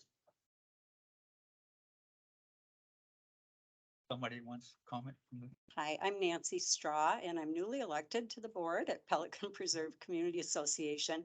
And I can't speak on behalf of the board, obviously, but the committee structure has not been clearly defined, and it has not been defined in writing as of yet. So I think there wouldn't have to be an assumption that PPAC at all would go away, because PPAC could be a committee under the board with 3 subcommittees. We do have that option. We have committees already that have subcommittees. So I can understand the advantages of not working under sunshine laws, because we can only meet less than a quorum. Like 2 of us can talk, but if a third one enters the room, one of us has to leave, kind of thing. And that is cumbersome, because it makes it very difficult for us to come to any kind of decisions and get to know each other as well. So I just wanted to be sure you know that the committee structure is not fully baked for the community association. Okay. any other And- comments? I have one last comment. So just like what Stony Brook did, their committee made the recommendation to the Board of Supervisors. The Board of Supervisors has the final decision, because ultimately what that does is, if PPAC and its subcommittees were to dissolve, that would require the district to amend its O&M agreement with the HOA to handle the oversight of all of these items that we have since in the last 6 to 8 months, quote unquote, taken in-house and had the in-house oversight. All right, we have 2 members from the CDD in the audience. Any comments from them, Bob or Carol? That would be it. Why? I will come us to speak about how we might. Can whoever's talking, please come to the mic. You better have to get her outside voice. I'm sorry, John, I think that's an inappropriate question to Bob and I, because we would be the board that would take whatever recommendation you make and vote on it. And to ask us how we would feel about something right now, when nothing has decided and nothing is recommended, is inappropriate for us to comment. Can I ask you to comment as a resident of Pelican Preserve? You could ask me to do that, and I would respectfully decline. You may ask Bob, and I have no idea what Bob will say. If, Mr. Chairman, if I could make a comment or two, what I'm hearing is that if we would disband, if PPAC would disband, then the district would take things over and the O&M agreement would be no longer. Is that what you're saying? That's my understanding. All right, so, but it's my understanding that the O&M agreement was one that the district wanted to do because they did not have the staff to take care of managing all that stuff out there. Totally. And so where different did they come up questions. with the staff now? Different questions. First is, remember, again, these are district assets, right? So the district's got to manage it. Whether that increases staff or decreases, anybody's guess. Logic says they'd have to have people do it. Currently, we have volunteers doing it under PPAC. Right. But if the O&M goes away, somebody's still got to do it. Somebody still has to do it, but then where did they come up with the staff to do that? Are they gonna have to hire the staff? And so I Whatever. just don't know. I Something think will have to change. we need to clarify that dissolving PPAC does not get rid of the O and M agreement. It means that would be something that we would have to discuss if you would like to terminate the O and M agreement, period. I mean, that's ultimately, that's the district's decision because they're district assets. What they did in Stony Brook is they changed the O and M agreement so that their Hold, camp. their- hold on, Yeah. Laura. We did not change it. We well, simply it's set up- implement, It's structured that way, We- so that the CAM oversees it. we implemented an agreement that had been in place since 2013 that's similar to what we have with the community association. So let me clarify. Right now, there are, through a resolution and through the O&M agreement, the board has dictated what PPAC will, or delegated what PPAC would oversee. And in essence, the board adopted a further resolution implementing the subcommittees that PPAC wished to have to help further review those assets.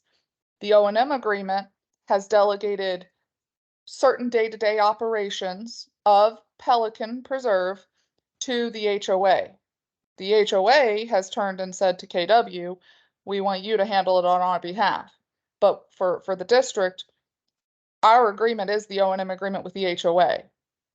So if the O&M agreement were to go away, you guys are absolutely correct. Somebody has to oversee the district's assets in Pelican Preserve. Now, if the PPAC and the subcommittees were to dissolve, everything, the review of purchases, some of the day-to-day stuff that you've delegated to the subcommittees that like Mark Eversman has been doing, somebody has to do that. Now, is that going to be staff or is that going to be a delegation with the O&M to the HOA? That's to be determined by the board. Of course, with recommendation from you all and staff. Did that But make sense? Yeah, but that was kind of what I was trying to bring up because if I think what you were saying is that if everybody wanted to go their own direction, and this group was disbanded and everybody take care of their own thing out there, that would do away with the O&M agreement. Because there'd not be nothing out there to, I mean, they're gonna take care of whatever they're gonna take care of, the PPCA. We're maybe gonna help the district take care of their assets. And if we disbanded, then that means our fees are gonna go up because you're gonna have to hire some people to take care of it. And that's my major concern. Right, we're a volunteer group that's been handling it for a long time. You got to keep your mind, and I hear what you're saying now, but you got to keep your mind on the fact that it's only GSCDD assets. That's what's I in them. They understand that, decided, yes, okay. yes. So it has really nothing to do with PPCA in that respect. The assets are going to be maintained. Right now, they're maintained here. Unless you did away with the O&M, and no matter what happens, the O&M's got to change because we've changed a lot of things in the last year. Okay. So yeah. the O&M is going to have to be changed. It's either going to be changed, deleted, amended, whatever, but there's still work that's got to be done there, and we're all held hostage to what Tony does. Agreed. But from the point of view of the ease of working with the community association versus working within the confines of the district and the sunshine laws, that's an opportunity that we need to explore. I just think it ought to be And looked. is it- You're not going to get an answer today, but I think I it's worth agree. looking at as we move down the future. We have a new board. I think they're going to be a lot more receptive. Maybe we've talked an awful lot about cooperation and collaboration. Even in the last 3 or 4 years, we really haven't had it. Correct. But I'm very optimistic as we move forward that it's going to be a much better environment for all of us to work. We're all only looking out for one thing, the best interest of our residents at the cheapest cost. Did you say just that for the for Nancy being here or what? No, but I can repeat it. I've said it to other ones, but I sincerely believe that. Yeah. We have a new board and they've been very receptive so far, as I'm Good. concerned. Thank you. One last thing, So, please, so the sorry. O&M agreement is completely another issue. The issue is have we outlived our usefulness? Because instead of a chairman or subcommittees reporting up to us, subcommittees report to the community association. One layer is eliminated, and a lot of voices for advocates of the community are silenced, but Well, That's- the point I was trying to make is that we're here because the district wanted help. And we're volunteer help to help them take care of their assets. And if in fact we're not here, then they're gonna have to do it somehow or other, which is gonna mean, all the responsibility goes to the subcommittees and the chairman. Yeah. Now, they may have to expand theirs because they need boots on the ground to identify different issues in the community. There's a lot of questions that just aren't answered yet. Correct. I think we gotta, this discussion can go on for another couple months or whatever. There's no real more comments. I'd like to just, this could be on another, item for discussion. the next- Can I add one thing? Because I've seen this happen time and time again with not only this committee, but other committees, is we choose to kick the can down the road and it lingers and we never get any closure on it. So if there's answers you need, please, let us know what you need so we can help you make a decision, whatever that decision may be, and we can bring it back to you at your next meeting. That way we're not, kicking the can down the road and we still don't have a resolution. I'd like to get more information on the cost differentials. I mean, what is it going to cost us to move things to the district? And they can choose not to engage with the HOA, correct? Did I understand that? There's a lot of questions that aren't answered. So And a lot of questions we don't have yet to present. I think we've already asked the question that we need answered from an attorney, whether or not the subcommittees can function outside of the sunshine law requirements. That's the question we need answered by next meeting. And I'd like to get that from the Community Association's attorney as well as Tony. Get opinions from both attorneys. And if they can put it in writing, I don't know, I shouldn't say that. But you can have two different opinions from two different attorneys. Need at least one. No, I think we need two.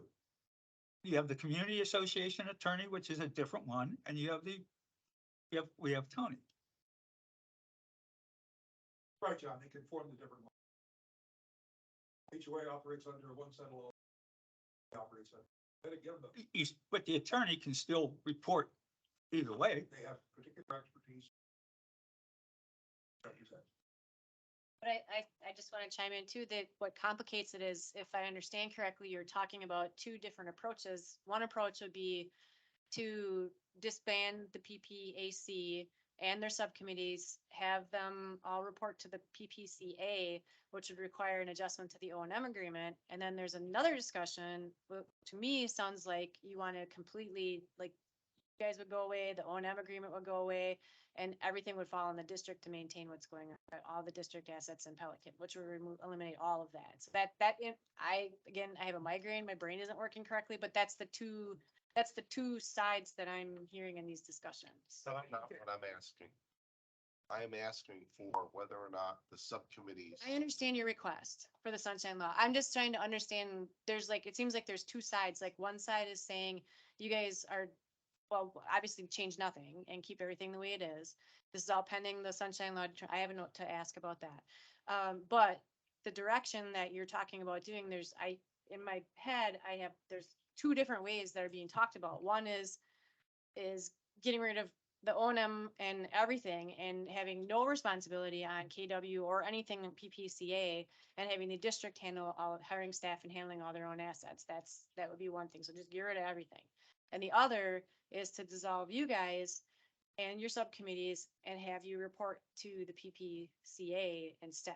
you're assuming, Recognize the O and M. that's assuming that the subcommittees, as they are now, Mhm. would be willing to work with PPCA. Understood. If I'm they're not saying, not, I'm not and they're recommending like, they anything. can I'm all just, resign. We I'm- don't know that yet. I'm just trying to clear it up in my head because I know there's gonna be questions that I'm going to get asked when I go to Tony for clarification. So I need to understand kind of what you guys are thinking at this point. No recommendations. I'm just trying to understand kind of where, I know you're not all in agreement, just like where you're going, just to help me understand. So, My recollection from the last meeting was that we were going to get from you and from Chelsea a explanation of the mechanics and pros and cons of moving to the same kind of thing that Stony Brook's doing. In other words, the HOA, which would be our master board,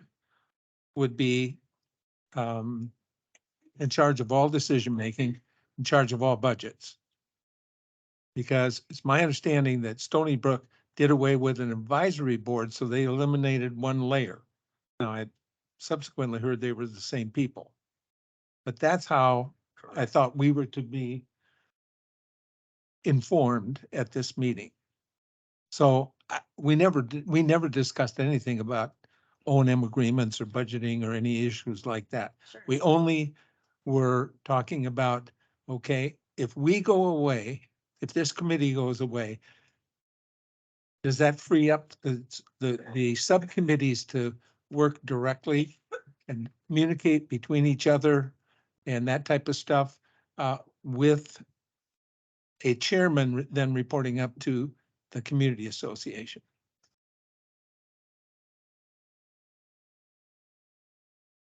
Is that, is that how you remember it?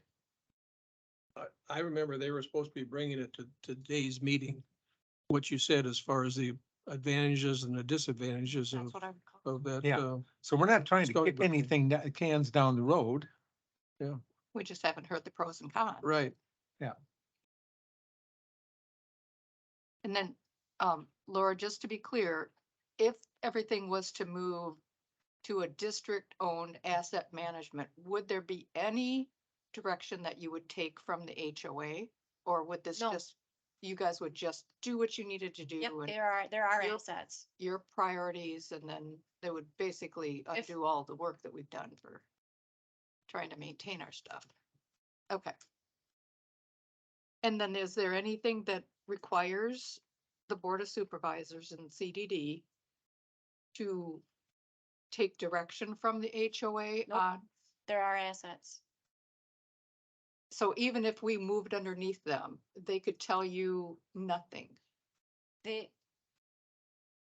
It would depend how the O and M agreement is structured. The way it is structured today is that the district has allocated the day-to-day oversight of the district's assets in Pelican Preserve to KW. So pretty much just, I mean, all the little things, she just takes care of it and then we see Right. the bills. So it would depend on what you decide to do. If you decide to resolve the O and M agreement, there's nothing between the district and the master board. It's our responsibility then. So I mean, if you're looking to have input from the community into what happens with the district assets, that's what you guys are. Correct.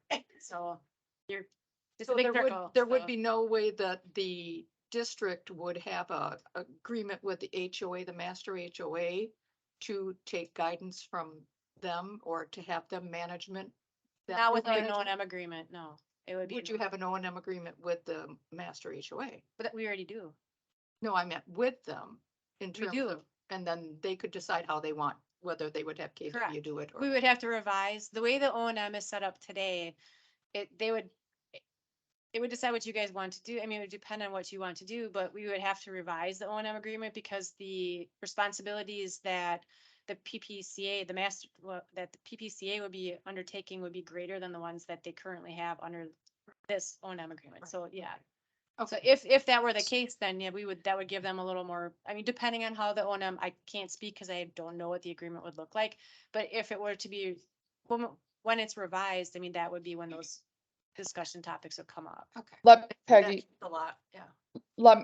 so right now in the O&M agreement with the community association.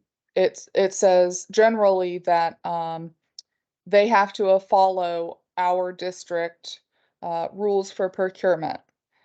And so we actually just went through this with Jen because she had some questions.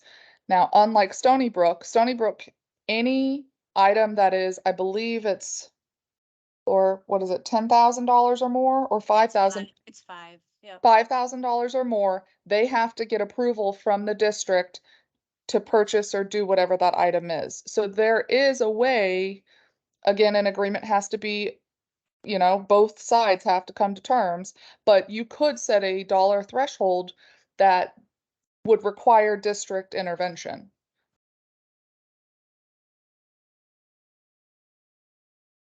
Lots to unpack. There really is. And there's no way we're making a decision today. No, and I didn't expect, I mean, I have that to make a decision, but this is a pretty Yeah. big, it's a pretty big deal. So, It I sure expect is. there'd be a lot of discussion. So,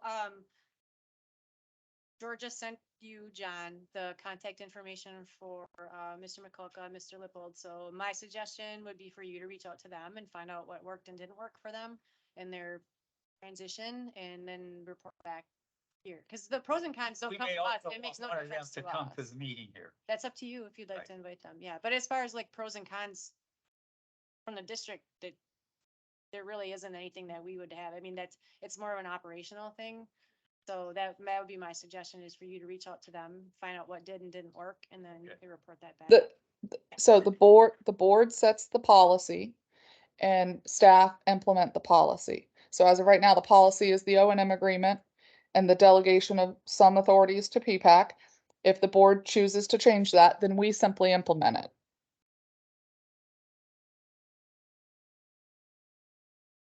All right, can we move on to item B?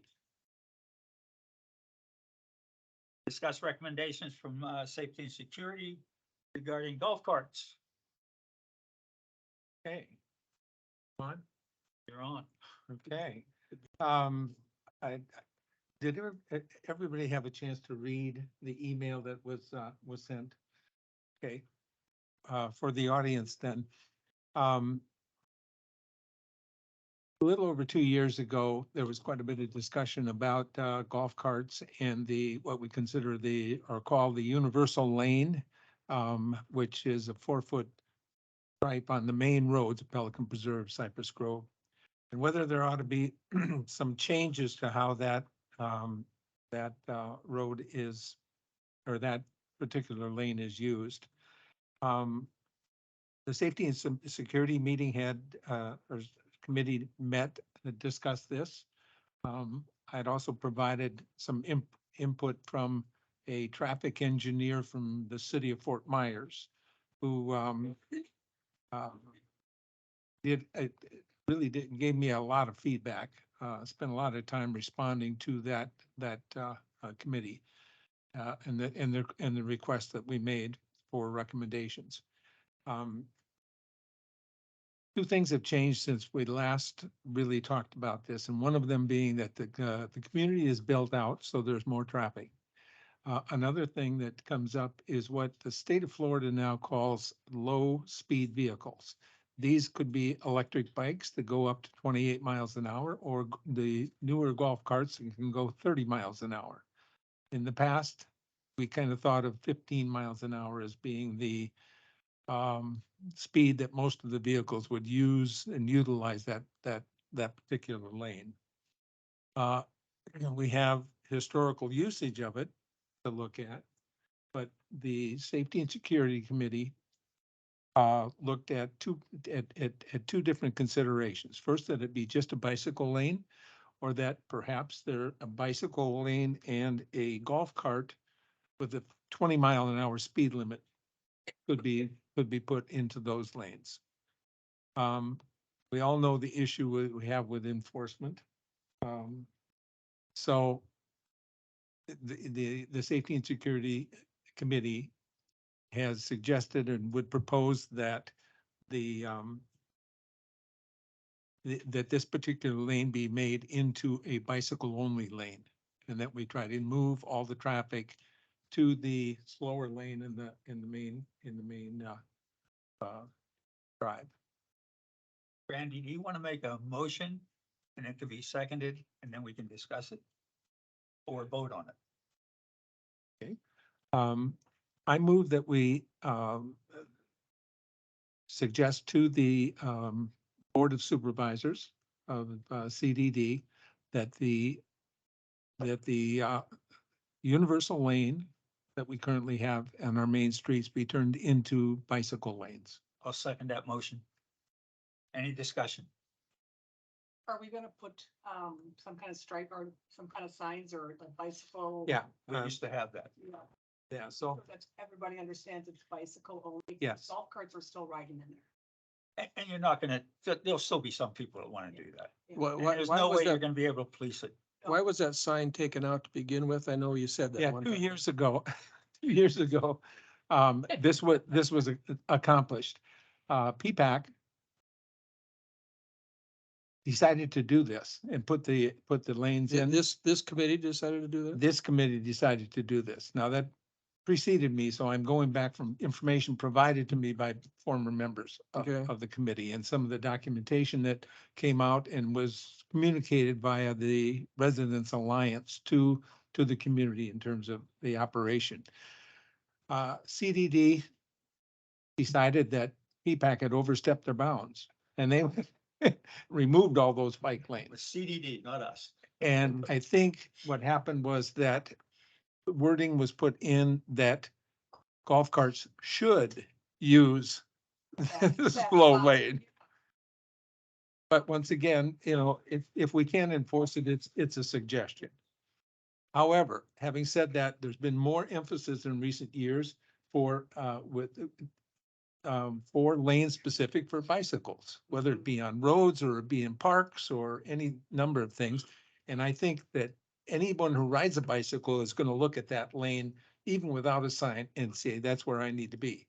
But if it has a bike icon on it, I suggest that a lot of people may then move into the road. But if that was done before and it was overridden by the CDD, what makes you think that they won't do the same thing this time? Well, I can't say how they're going to respond to that. I know this, we've got more than one stakeholder to satisfy. But with this information from the transportation engineer at the city, we would have to have an engineering study, a professional engineer with a proposal that we could get permitted. Okay. But since this is the sentiment of that particular engineer, I think that at least one post or one party would be satisfied. It would involve a little cost. And then if it was approved by the Board of Supervisors, then we need to get the word out constantly on our monthly newsletters and things of that nature, that we want golf cart riders to use the lanes. Is that golf cart riders and e-bikes that can go 21 or 28? Yeah, and if it's a bike lane, they are technically a bike, Okay. right? I mean, you can't say except, Okay.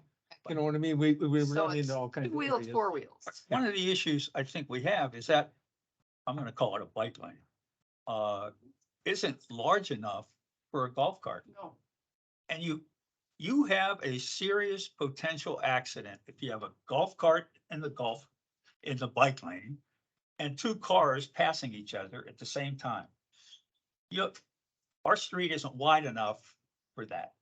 You can't, the golf cart, a car and a car, you have an issue. And I would hate to have a major accident as a result of that. I think Let it be a bike lane. my understanding, the original time when they told the golf carts to go as far over into that bike lane to the right is that it would not interfere with the cars, that most cars would pass on the left anyways. They wouldn't try to get two cars past that golf cart, but it was just to kind of keep them furthest away from the cars for safety purposes.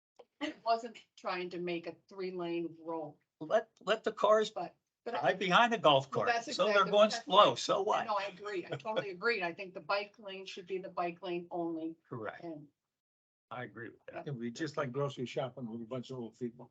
yeah, we know that's very. I don't know. I just want to point out, Wait, there's so that- there's another part, you've addressed half of this agenda item, but not the entire agenda item.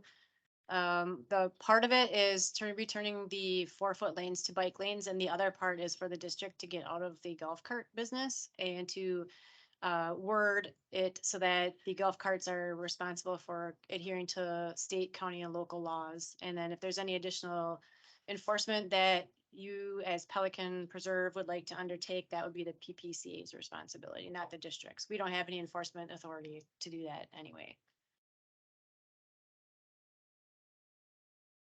Sure, I'm not sure I followed all that. I Yeah, know I'm not PPC either. I know PPCA has never had any, Well, Jen is the golf one, cart- they're taking care of doing all the registration. think any- Insurance requirements, those things, that's not a district responsibility. So we would like to step out of the district, would like to step out of the golf cart business. Have in the verbiage that, any golf cart operations inside of Pelican Preserve are subject to state, county, and local laws, and we have no more say on what happens that way. And if you wish to have additional enforcement as far as registration, insurance, colors, whatever, that's an HOA issue, not a district issue.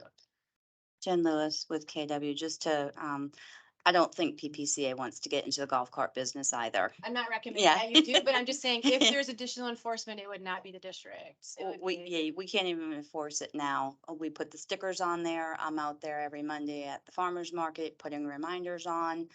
I've got golf cart stickers that haven't been renewed since 2018.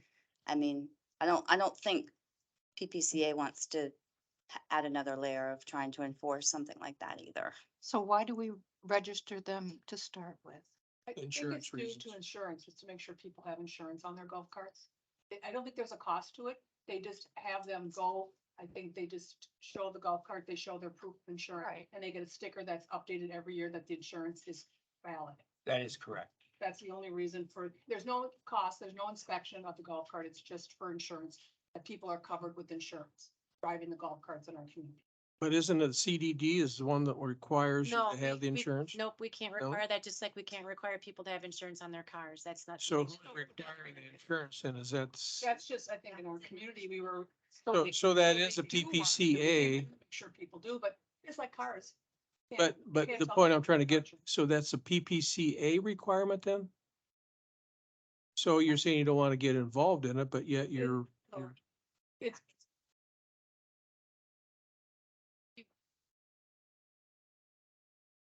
Well, it's not PPCA.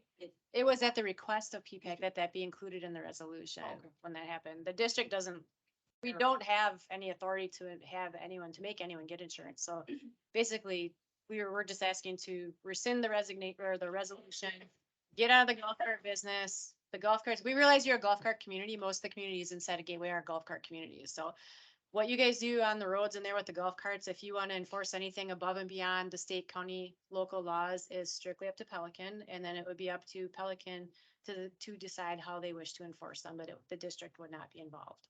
Is that how you do most of the other? We golf don't cart have any communities? disabled golf carts in any community except Pelican, so. so We gotta get out of there. if I choose not to get mine insured, and then who's gonna enforce that?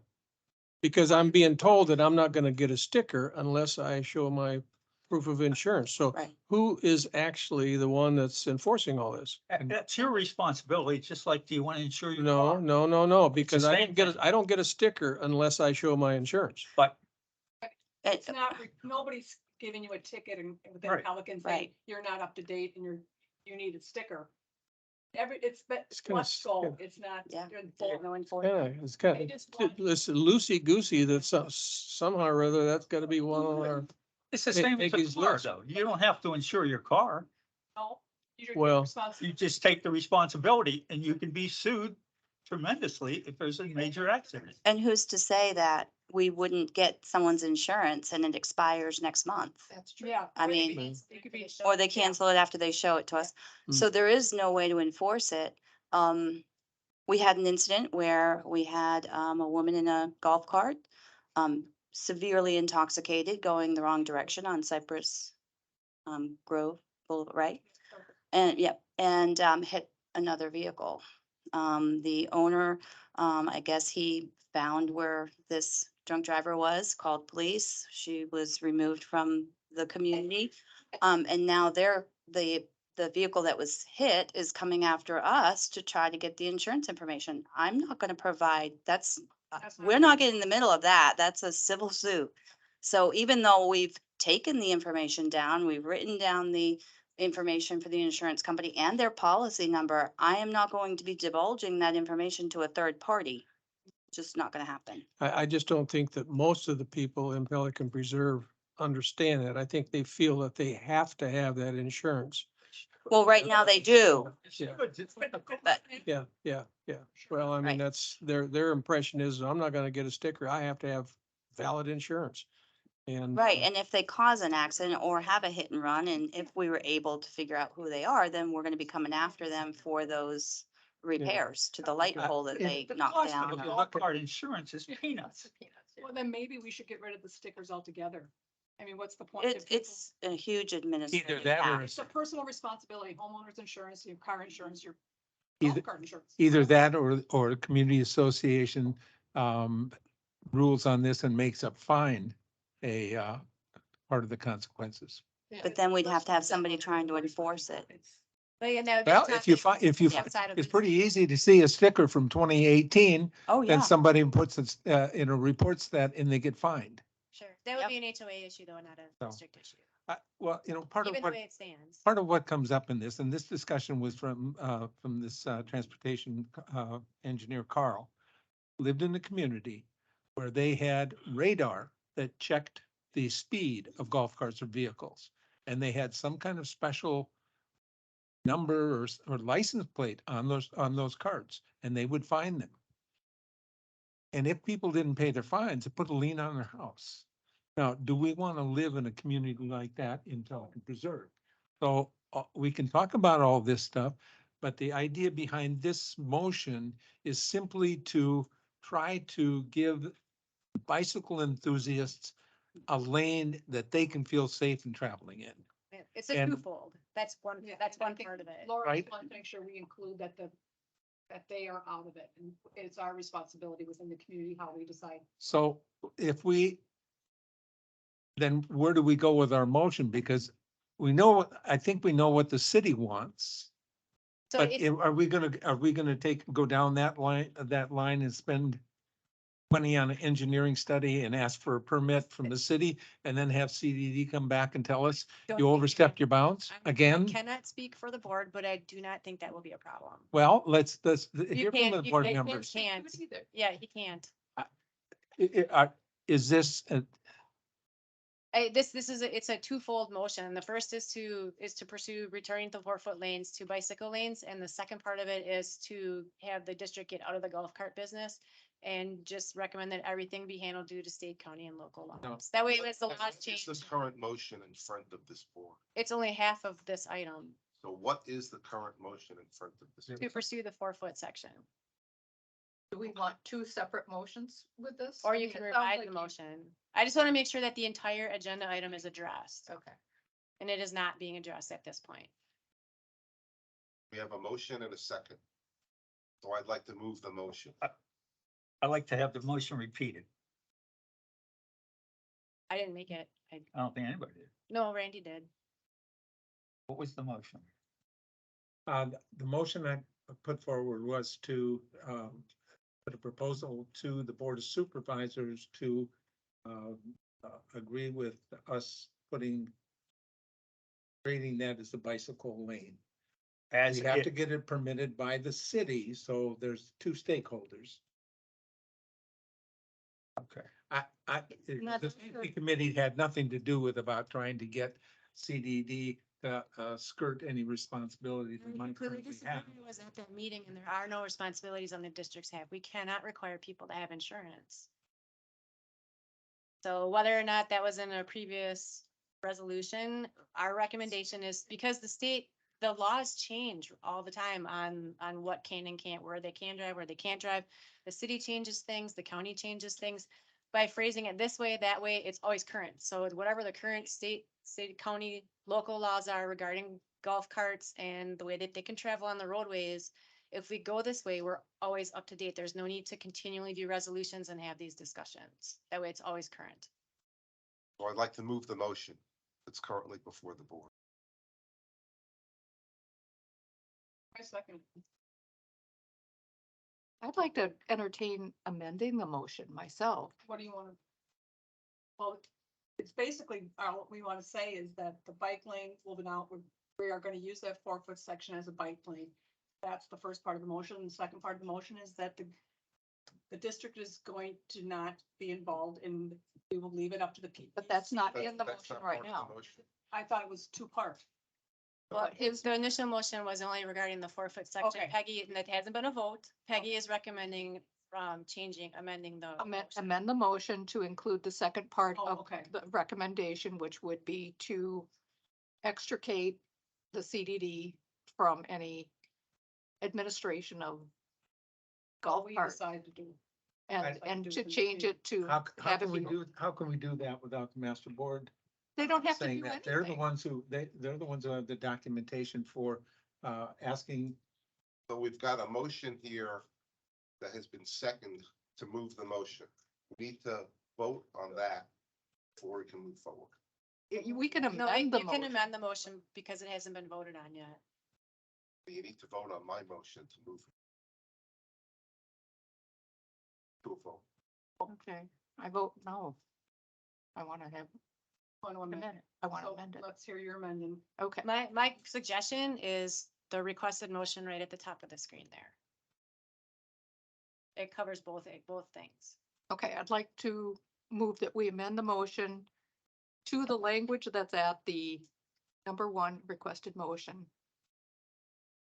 I'll Can I read just it. do It that? says, Thank you. subject to review by the district engineer for compliance with applicable laws and MUTCD, approve the recommendation to return the 4-foot outside lanes to bicycle lanes, sign them appropriately, and have golf carts and other low-speed vehicles operate on Pelican Preserve roadways in accordance with the laws of the state of Florida, Lee County, and city of Fort Myers. Any additional regulations or enforcement of the additional regulations would be the responsibility of the Pelican Preserve Community Association. And how can we make that Yeah, we step? can't force That's, it on them. that's their decision. They're not doing. If they don't anything assume now. that, We're just it doesn't saying, get done. if you choose to have additional enforcements, we will not enforce them. So somebody's gonna have to do it, but it won't be the district. Then I think we need to table this until we get Yeah. some kind of an understanding with what, We the don't have community to do association. any type of. Okay, so we could just say, stop it and just not include any additional regulations or enforcement of. We could just stop right there. So change it so it says, subject to review by the district engineer for compliance with applicable laws and the MUTCD, approve the recommendation to return the 4-foot outside lanes to bicycle lanes, sign them appropriately, and have golf carts and other low-speed vehicles operate on Pelican Preserve roadways in accordance with the laws of the state of Florida, Lee County, city of Fort Myers. Yeah, if we limit the motion amendment to that. Does that need a second? It does. All right, I'll second that. So we're only voting on the one issue Now, we're voting on that on as that. it's read without the Yeah, last Yes, sentence. yes, and I agree to that. You I- agree? Yes, I, I agree. Yes, Yes, I agree. I agree. Motion passes.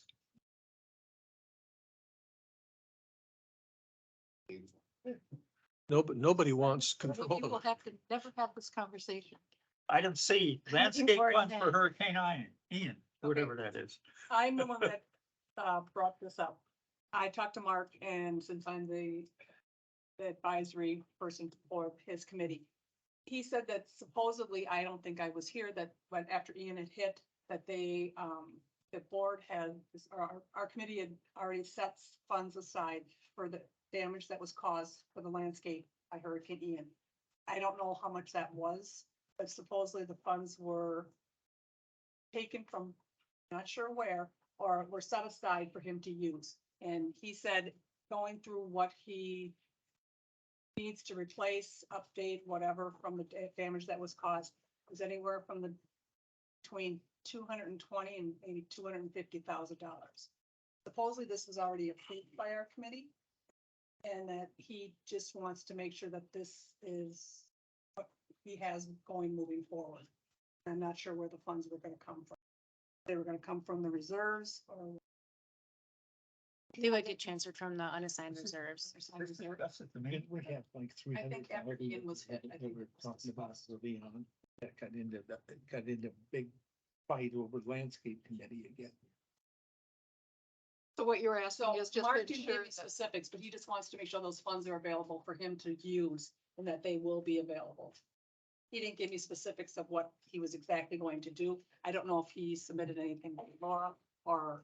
He told me you were gonna bring it up. Yep, that's all I did. is Yeah, bring it up. we actually, we had a pretty lengthy review, Mark and Ameriscape and myself with the cleanup invoices for Ian, and it was right around $200,000 just for those items. And that was just the cleanup. That didn't include replacing any of the items that were lost in the storm or anything. So, that these additional funds would be enough to, make repairs now. So there was almost, as I was just to cut and haul and clean everything was almost $200,000. And how much they were gonna cost per. Yeah, so this would give him enough money to continue to keep moving forward on doing those types of cleanups that are left and doing the replacements and repairs. Do you need a that need to be motion done. for I that? do, because those are your reserves, so I need to have permission to move those funds. I can't do I'll that give you without your. permission to move those funds. Do we have a second? I'm not gonna, How much would you like me to move? There's a range How there. much does he want? between 230 and 250. let's do. Should we give him 300,000? Two fifty should be more than enough, so. Is it our? Yeah. That's crazy. So I think the 250 is more than enough if you want to go on the high end of what he was asking for. All right, I'll make a And- recommendation. We give Mark 250,000. So to move, second. so we're moving it, the motion is to move $250,000 from the unassigned reserves fund to the landscape fund to continue to move forward. Yeah. Replenish the funds already expended and keep moving forward. Due to hurricane Specifically for those, for the hurricane damage. that yes, occurred. yes. That's specifically that. We have a motion and a second. Any discussion? Let's take a vote. Aye, Aye, Aye. Aye. Aye, motion carries. that was easy. I'll have Sonia make that move tomorrow. Pass it on.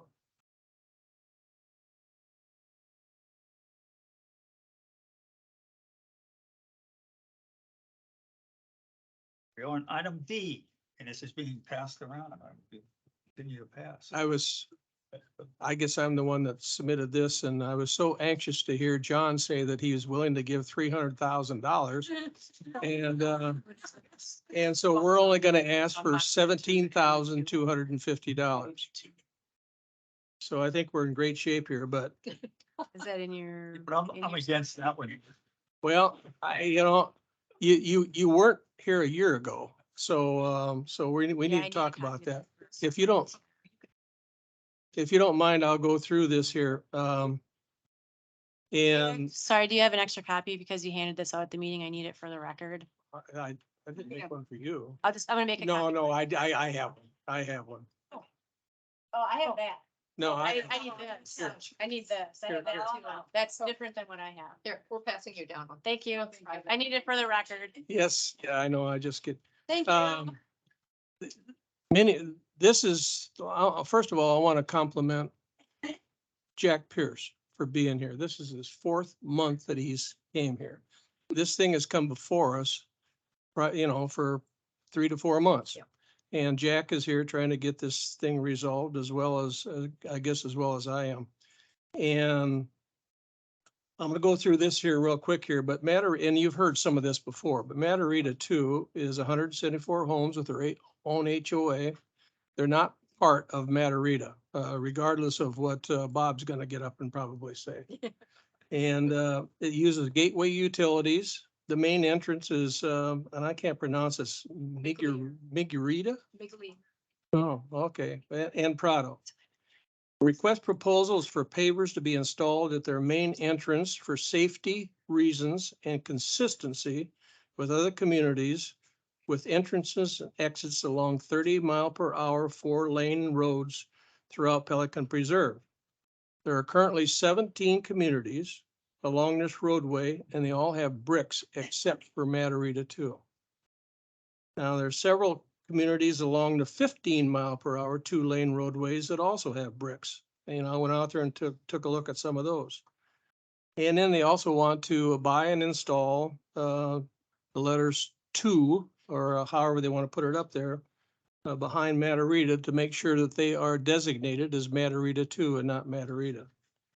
Some of the facts and supports for this project is, to me, this is a safety and it is a consistency and it is a fairness issue. The safety is the brick surface will alert autos and golf carts to slow down and stop at the intersections before entering a 4-lane roadway. Think about your own experience in your golf carts or your cars. When you go across those, there is a rumble along there, and I think we need that at this particular location as well. Consistency. If you got 17 other ones along the roadways out there, then they all have them. Why wouldn't we have it here as well? And then fairness. There's 174 residents out there that pay their taxes just like we do.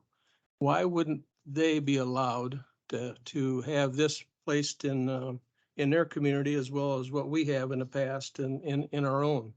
And I think it's only fair that not everybody else should have it, but Matarita 2 should not. So in April of 2022, this committee, this PPAC committee, approved the Casella, have the same thing done at Casella. And the district approved that and the district paid for it. Now, why would it be any more valid reasons for it to be done at Casella and be paid for by the district than it is for this particular group? So why do we think that that's fine, we'll go ahead and put it in there, and it was voted unanimously. Some of the people on this committee right now were voters of that. So why would you have voted for it then and not now? And there are 2 bids that they received, and I'll let Jen talk to those here after a while. But the lowest bid is $17,250, okay, for the bricks. And it's just minimal for the signage. But the Casella, I think theirs was 18,000. So this is even below what they paid to have theirs put in there. I do really think that we as a committee should approve this. I do totally support it. I've been past that location 3 or 4 times myself to check it out. And for the safety, this consistency and the fairness reasons of why I put this thing together. So you want to maybe talk about that, Jen? Solid's fine. So initially, Rock Solid came out, I actually reached out to 4 contractors that can do this and only 2 were willing to come out to do this. Initially, he overbid because he had the square footage off. Is that correct, Jack? Yeah, thought so. So we went back out, he came back out, remeasured, and he came in at 17,225. Timo Brothers is the company, I guess, that traditionally does these and did the one at Casella. And they came in pretty high, believe it or not. It was like 22,000, let's see here. Yeah, 22,747.50. And I called and talked to them, and unfortunately they would not budge on that number. So it'd be our recommendation to go with Rock Solid pavers. We also have a second part of this is the request to add the additional Roman numerals to 2 of the monuments, which is minimal cost, $118.04. We want to put them on the Matarita entrance as well as at the Casella Circle where we have the, I think it's Prado Pistoia and Matarita. So we've got two different dimensions on those Roman numerals. I think 5.5 inch and then 4.5 inch. John Phillips' crew can adhere those with some sort of epoxy, so it wouldn't be a cost to install them. I got a question regarding that. Do you need our approval for that to be done? The foresight, probably not. We could probably tuck that up underneath the operating.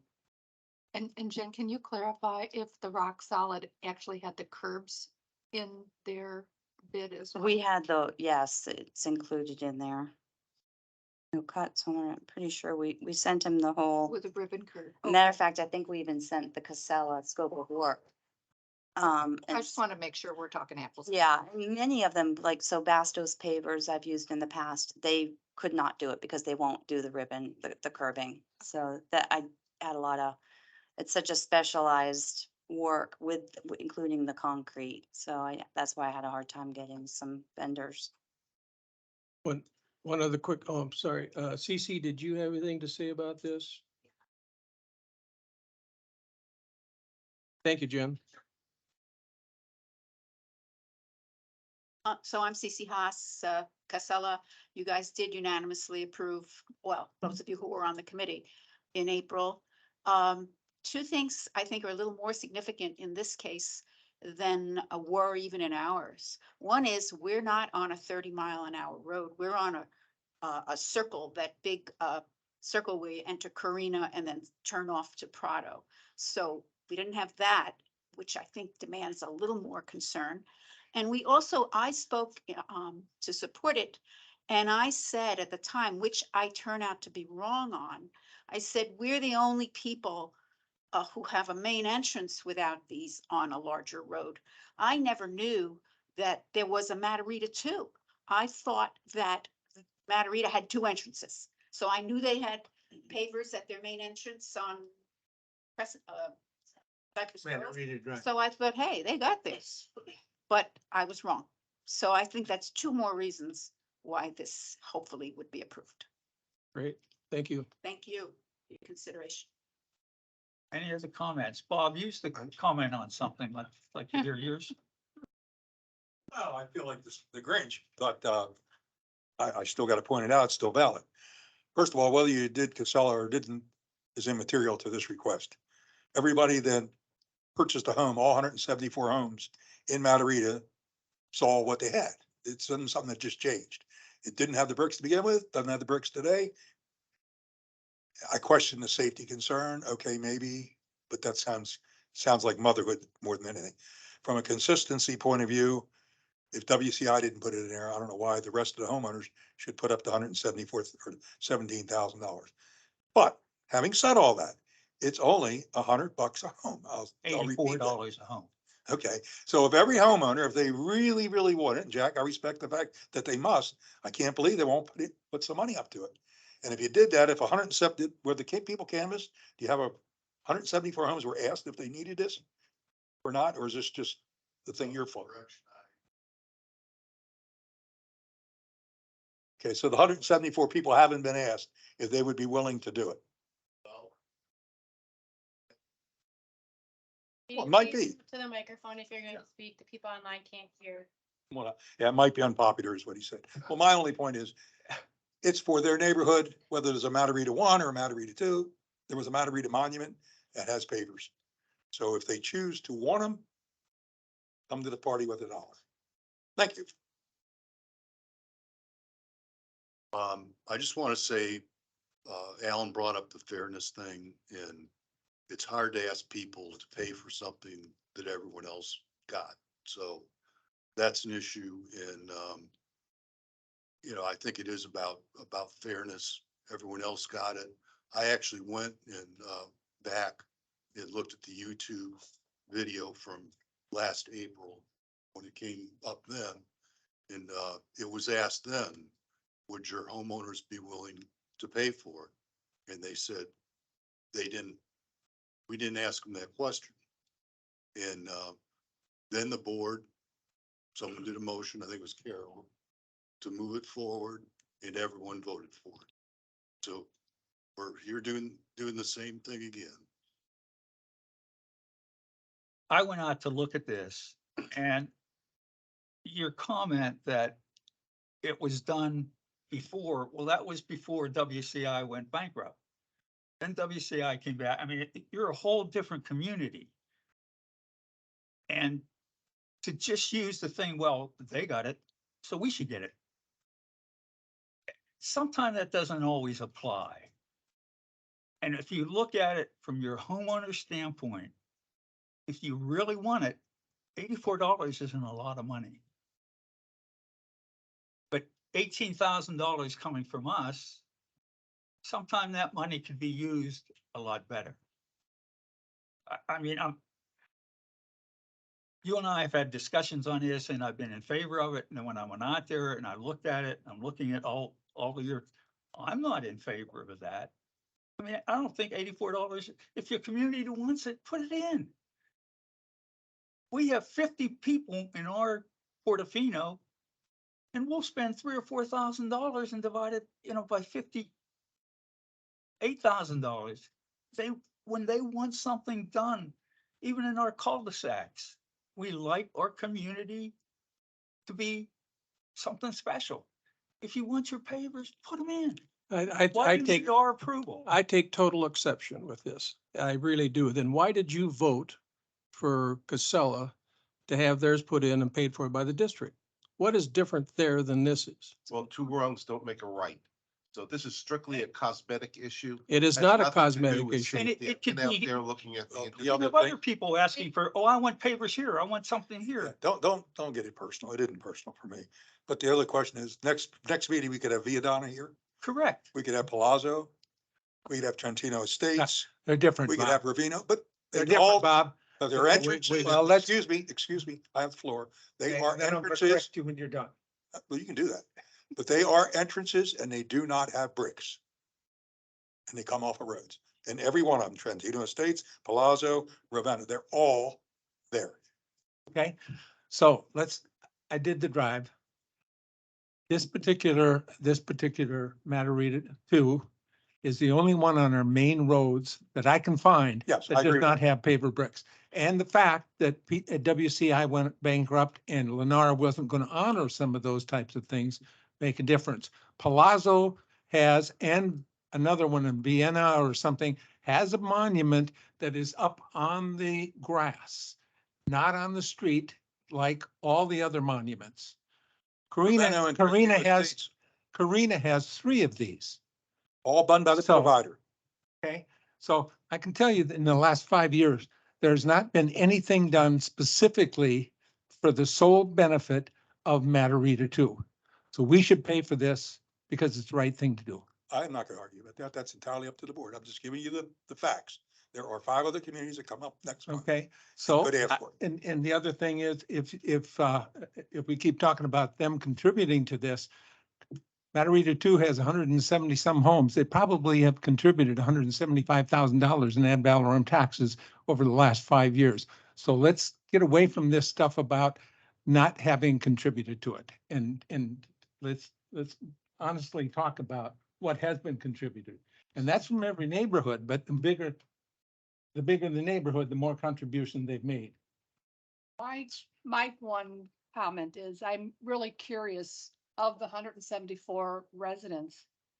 Who's really thought about this? Who's said, God darn it, I don't have pavers at my entrance. I bet I'm not that, I don't look that closely at some of those things. I look at the landscape and things like that, but when I look at roads, I look at roads for my vehicle to drive on, and I'm not looking to see if pavers are there or not, because I think the road is the road, as long as it drives smooth and it's clean.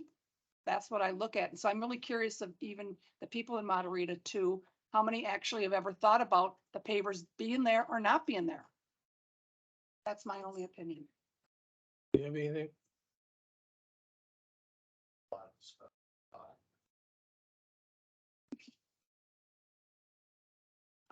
I don't think.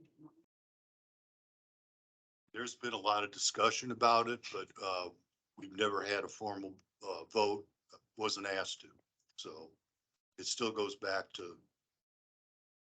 we're the only one on 4-lane road a 30-mile-an-hour speed limit that Okay. doesn't have. Can I ask you to get a vote? No, Well, let me finish on, if we did not approve it, would your community still want to put it in at their expense? You asked Casella if they voted to pay for it, and they said no, but yet unanimously approved it after that at the same meeting. So What's the point? I guess I would like to put it out there. Let's see how we feel about it. I'd Yeah. like to make a motion that we approve this scope of work to include up to $18,000, include the signage changes and the bid from Rock Solid. I would second that.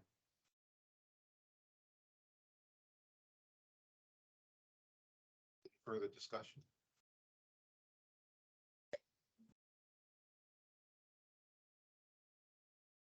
Well, for both, Chuck? Oh, well, call for a vote. I definitely. Aye. No. Negative. Aye. No. Yeah. Me too. We need you. The deciding factor. You can just claim. We could start on your end if you'd like. Yeah, next time, please do.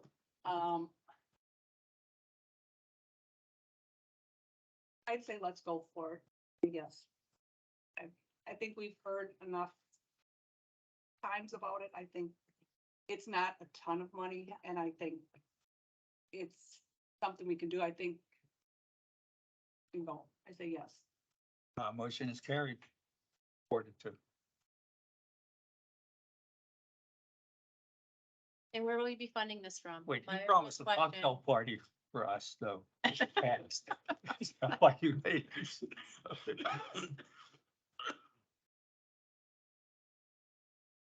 So you're asking where the funding will come from? Yep, Probably unassigned again, I would assume. let me see. The bags.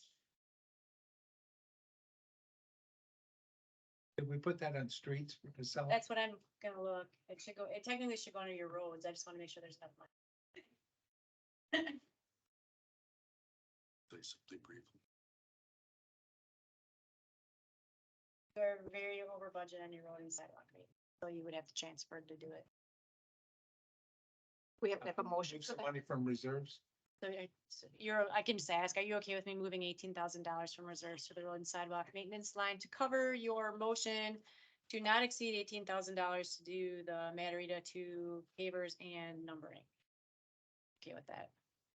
All right. Unless we We put need it a on motion for that? landscaping, it's close to a monument, wouldn't it? It's within my approval limit. I just like to cover my butt. So. We'll take it on got Mark's money. budget. Just gave him $250,000. I know, I asked for a lot, didn't I? Right. Laura, this is Jack Pierce with Matarita too. I'd just like to thank the board for your consideration in the vote, and we really appreciate it. Thank you.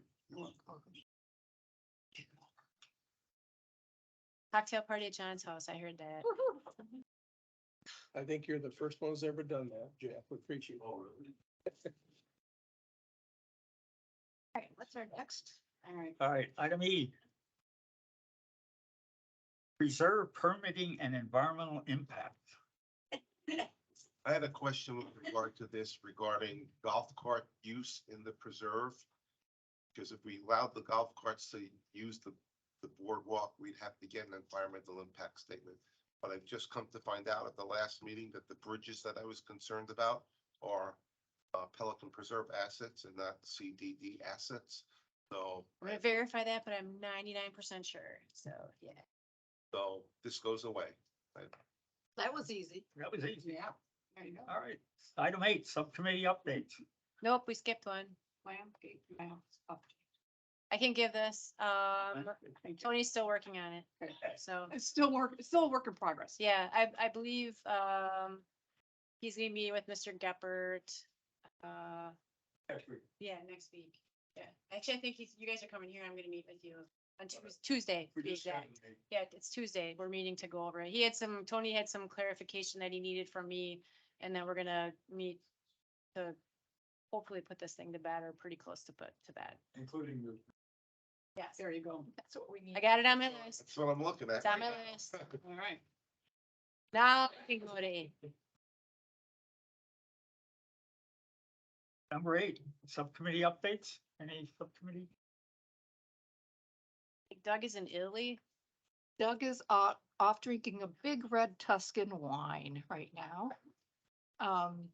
But basically, we're in good shape with our budget. The only thing that we've got issues with is we are a bit over budget on the aeration because of the big project we undertook to right size the number and trying to reduce our electrical output. And so we are a little bit upside down with that, but everything else is basically in cycle. Their aeration project itself, we have turned off the aerators. Right now, what we're having them do is go out and do tests on the actual flow, the turnover rate in each of the ponds. We want to be absolutely positive that we are meeting our permit requirements. And so we've got a few more tests that we're doing. We're doing a sampling of different depths. We're doing a sampling of old versus new ponds to make sure. But then as soon as we feel that confidence level, we're going to ask him to start pulling the equipment so that we then have a ready store of equipment for future replacements. Adjustable weir. It's part of the CDD process. I haven't really been engaged with this, but it's on schedule is everything that I've heard. Is it on schedule? It is still on schedule. Bob has a lot of information. It's not moving recently. Bob Geppert again. Yeah, the timing was 90 days, which gives them till May 31st. They will beat that. Weir 2 is almost done. Weir 3, which is one behind Casella, they've had some problems and they're still working through them. They won't delay the project. And they've done most of the construction work at the pond 38 at Viadana. So it's coming along nicely, although slowly, but it is coming along. So typical Florida activity is what we could call that. Look, can I clarify real quick? So the contract time frame they have technically until September of 2023. There's been some miscommunication out there, but the contractor is intending, as Mr. Geppert says, to rush and finish as early as May of 2023, the end of May. But that doesn't, I mean, the contract still allows for him, if that goes over May 31st, he has until September. We don't discourage.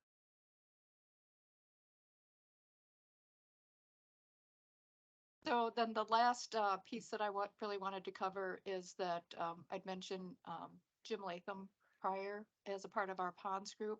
He has produced a report for us that he went around and measured both the erosion impact and the littoral coverage of each of our ponds in our community. And what we are then looking forward to do is we want to have Tetra Tech validate observations. We don't have that. We don't have anything to go before the board.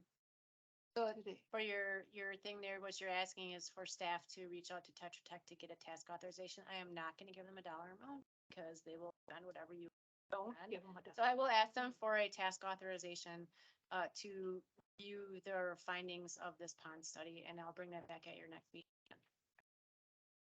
And if anybody's interested in looking at it, it's an awesome report. Excellent. Yeah, it's very good. You can reach out to Georgia. Maybe, should I give Georgia the report? or- Oh, I have it. I Okay. thought it was sent out to you guys. If it wasn't, I'll make sure that you get it. Okay, thank you.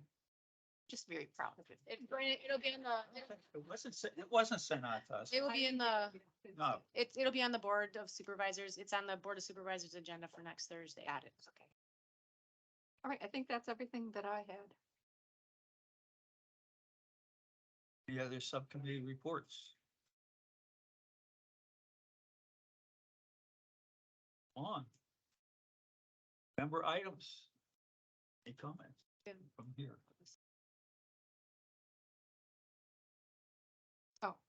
There we go. That's the activity that we need. Okay. Nope. So are you asking, you just want them to look at, or I guess I just need to clarify exactly what I'm gonna be asking them to do. Are you just asking them to look at the observations and then make recommendations as to whether or not they need to be replaced, like repairs need to be made, which areas? Yeah, we're asking them to review the report that he did, validate the findings. So for the ponds that he's introduced as being deficit, Okay, And we that want- they agree. that they agree with that Okay. and that, trying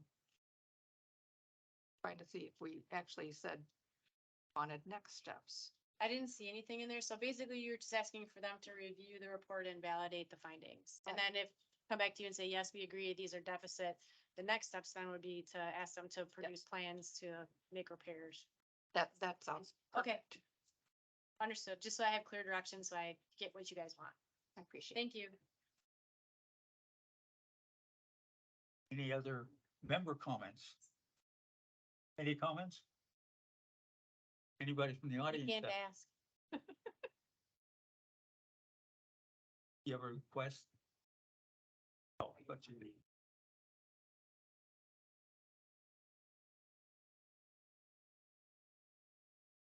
Next meeting, Ask public comments, number 4. Oh. There's no items up for discussion, so no. Yes. Can I make one comment?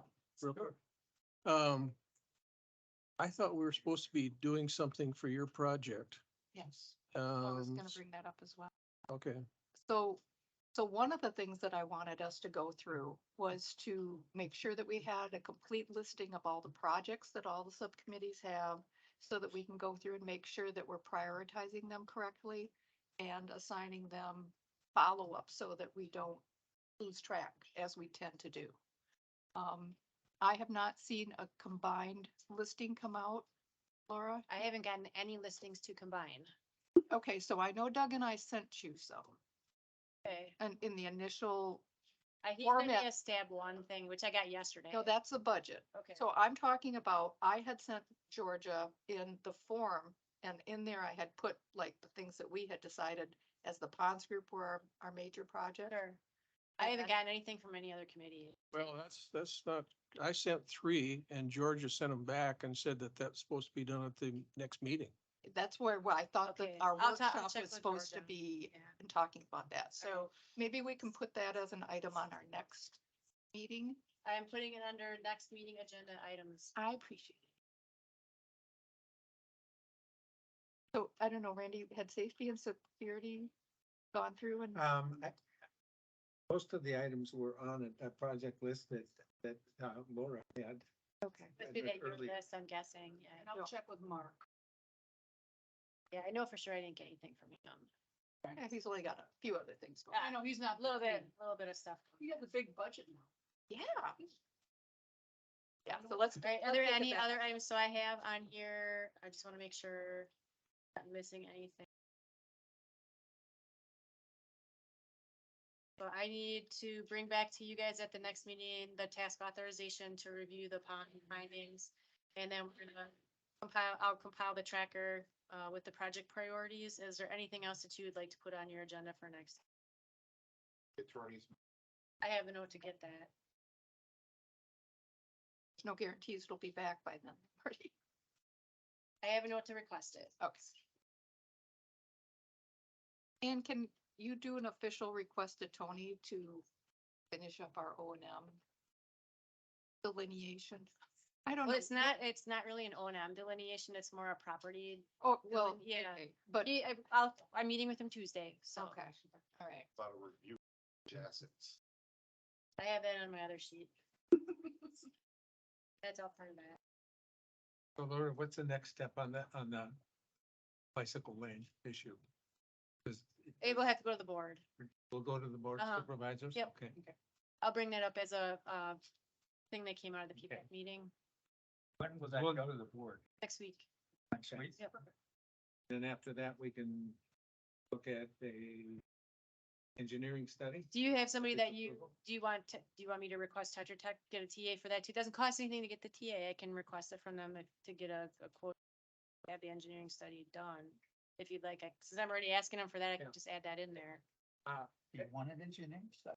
I think we have I to, think we have to. because the we have to have a MUTC. Professional engineer Yep. put together a deal for us to get a permit from the city. Yes, it needs an So engineering that's- report. That would be a step.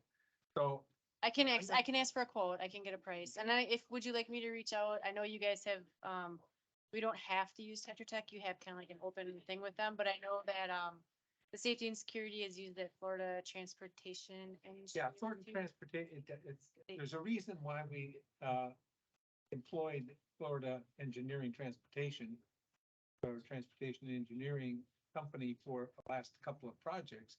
And yet now on Monday, Dean and I will have to be on with Chelsea and an engineer from there to justify the recommendations made by Florida, because now Tetra Tech wants to make some changes, I guess, or has suggestions for changes. Sure. Well, they are a district engineer, so they get first right of refusal. So I'll reach out to them and see if that's something they want to bid on and then, or give me a quote.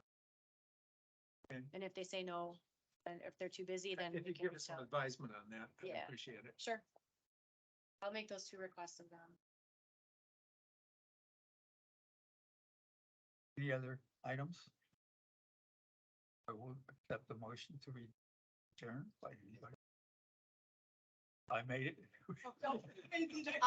I'll make the motion. You made- Eddie I'm Hall sorry, makes you the motioned motion to to adjourn. adjourn. I It won't, is not I even won't be 4:30 here in and I'm May. Kicking you out the door. I'll be Thank gone in you. May, so- Thank you. When's our next meeting? It will be. Good thing. You didn't set a date for the May meeting? I thought there is a, wait, I thought there is a thing. It's always the second Thursday. Oh, yeah, I won't be here in May. It'd be at 2. Oh, wait, before we leave then, even Yeah. before adjourn, Yeah. you will not be here in May? No. I'm not sure about myself, I'm not sure when I'm going back to Minnesota. But that's still 5. So you only need 4. We can't, if we change the date, we have to republish everything because all those dates have been advertised, so I'll be here for May. you only need 4 people to be here. So that's 2. You'll be here? I will be here. Then you're gonna be here, Phil should be around, so that's 5, you're fine. You're assuming I'd be here. I'm assuming, you're gonna be here. Well, Bill will No, probably. I'll leave that weekend before. Where else do they have so much? Did last year, did No doubt.